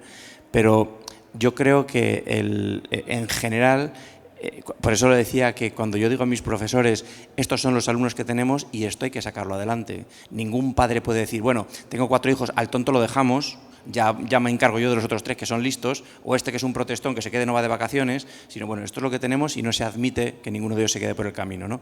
Pues tú tienes una serie de asignaturas y no hay ninguna que se pueda quedar por el camino. Luego, el profesor que es pesado, a ver cómo resuelves. El profesor que te da una cosa que te aburre soberanamente, a ver cómo resuelves. El que te divierte, a ver cómo haces para que no fagocite toda la capacidad de trabajo que tienes en la asignatura. Entonces, no tienes un problema, tienes un reto. Nosotros en nuestro grupo de profesores, que dirijo, son 9, no nos parecemos en nada y todos tienen el mismo valor y todos pueden corregir a cualquier profesor. Por lo tanto, te puedes encontrar que uno te dice A y que otro te dice B, que otro te dice C. Y entonces algunas veces me viene un profesor, joder, es que nos volvís locos. Y digo, sí, eso es lo que queremos. ¿Qué significa eso? Si no es la pregunta porque es que este es un mal profesor y entonces me está coartando. Eso significa que realmente el aprendizaje se produce por choque, que también es un poco lo mismo que se acaba de decir ahora. Es por esta especie de como decía Rafael Moneo, por rozamiento, ¿no? Entonces, el que quiere aprender realmente tiene que ver eso, como se ha dicho antes, como una oportunidad, y realmente no entender que lo suyo es lo importante, ni lo que dice el profesor es lo importante, sino lo que se está produciendo en esa interacción. Ahí es donde se aprende. No es un señor que te está diciendo sigue, sigue, sigue, a veces te dirá que sigue, otras veces te frenará, otra vez se producirá un conflicto, y desde ese conflicto es donde se produce el aprendizaje. Yo comentar muy brevemente que creo que también hay como un mal planteamiento de lo que es el aprendizaje en España. Es decir, en los colegios normalmente llaman a un padre y le dicen, mire, su hija es muy buena en dibujo, pero es muy mala en matemáticas. Tiene que quitarle de dibujo y ponerle extraescolares de matemáticas. Yo creo que no. En Estados Unidos es lo contrario. Como es muy buena en dibujo, le tienes que poner extraescolares de dibujo e intentar, si hubiera un medio, en que ese nivel de matemáticas fuera pues distintos niveles dependiendo de las intenciones del alumno. Entonces yo, el consejo que te haría, que no sé si es lo mismo, no sé si es buen consejo, pero que realmente tú, o sea, en aquello en lo que tú te sientas mejor, desarrolles al máximo. Y lo otro, pues un reto, a ver cómo lo puedes ¿no? sortear. Porque realmente a veces cuando yo lo he notado, algún alumno cuando de repente podemos decir que tiene toda su potencial, hace que después pueda aprobar otras asignaturas en las que no es tan bueno, ¿no? Yo te diría, también la vida es así, ¿eh? O sea, a nadie nos gusta hacer la declaración de la renta, es un rollo, no hay quien aguante eso, pero hay que hacerlo. Y hay otras cosas que te gustan mucho más. Ejerciendo como arquitecto, pues también, o sea, tienes un cliente ideal que te pide una casa maravillosa, que te deja hacer de todo y que todo fluye. Y luego te viene uno que te pide un informe de una casa que se está cayendo no sé dónde, pero claro, es tu mejor cliente y tienes que hacérselo y pues ya está, es que la vida es así. O sea, no solamente porque ahora es vuestro mundo, porque al ser alumno solo interactúáis con vuestros padres y con los profesores, pero luego el mundo se complica y hay cosas que puedes dar todo y otras que intentas que pasen rápido y sobrevivir y ya está. Esto, María José, que decías, es una asignatura pendiente en la universidad y en España, porque efectivamente aquí tenemos una gran tradición, y además bastante mala, de gestión del fracaso y el alumno fracasado y las tareas tal, y una nula gestión del éxito. O sea, yo creo que de hijos de amigos, tal, o sea, los peores casos son chavales superdotados, que no se les ha atendido, ha dicho como va bien, que haga lo que quiera, tal, y estos son los que han acabado desastrosamente, incluso en clase. Y dice, joder, este alumno podría ir donde quisiera, pero nadie le ha gestionado nunca esa capacidad extra, probablemente por encima de muchos de sus profesores, etc. Y eso es un problema a todos los niveles. Sí. Perdemos mucho talento ahí.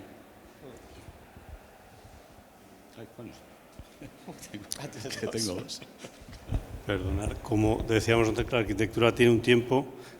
Habéis hablado de la entrega a las 12, pues yo creo que tenemos que dar por terminado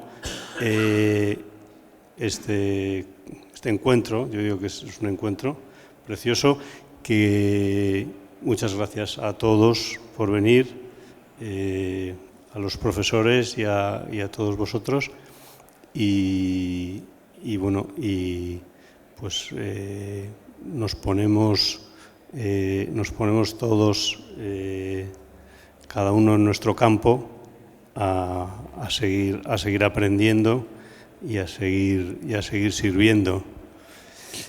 Y una cosa es Parclex Prodema, que es uno de los sponsors principales, tiene el detalle de regalarnos estos libros con material suyo, material de madera, en los que hay intervenciones de arquitectos muy prestigiosos, y luego otro con sistemas de fachada también en madera, que los tenéis ahí en esa mesita y que pues le agradecemos este regalo que nos hace. Y nada, muchas gracias y damos por terminado o empezado este coloquio.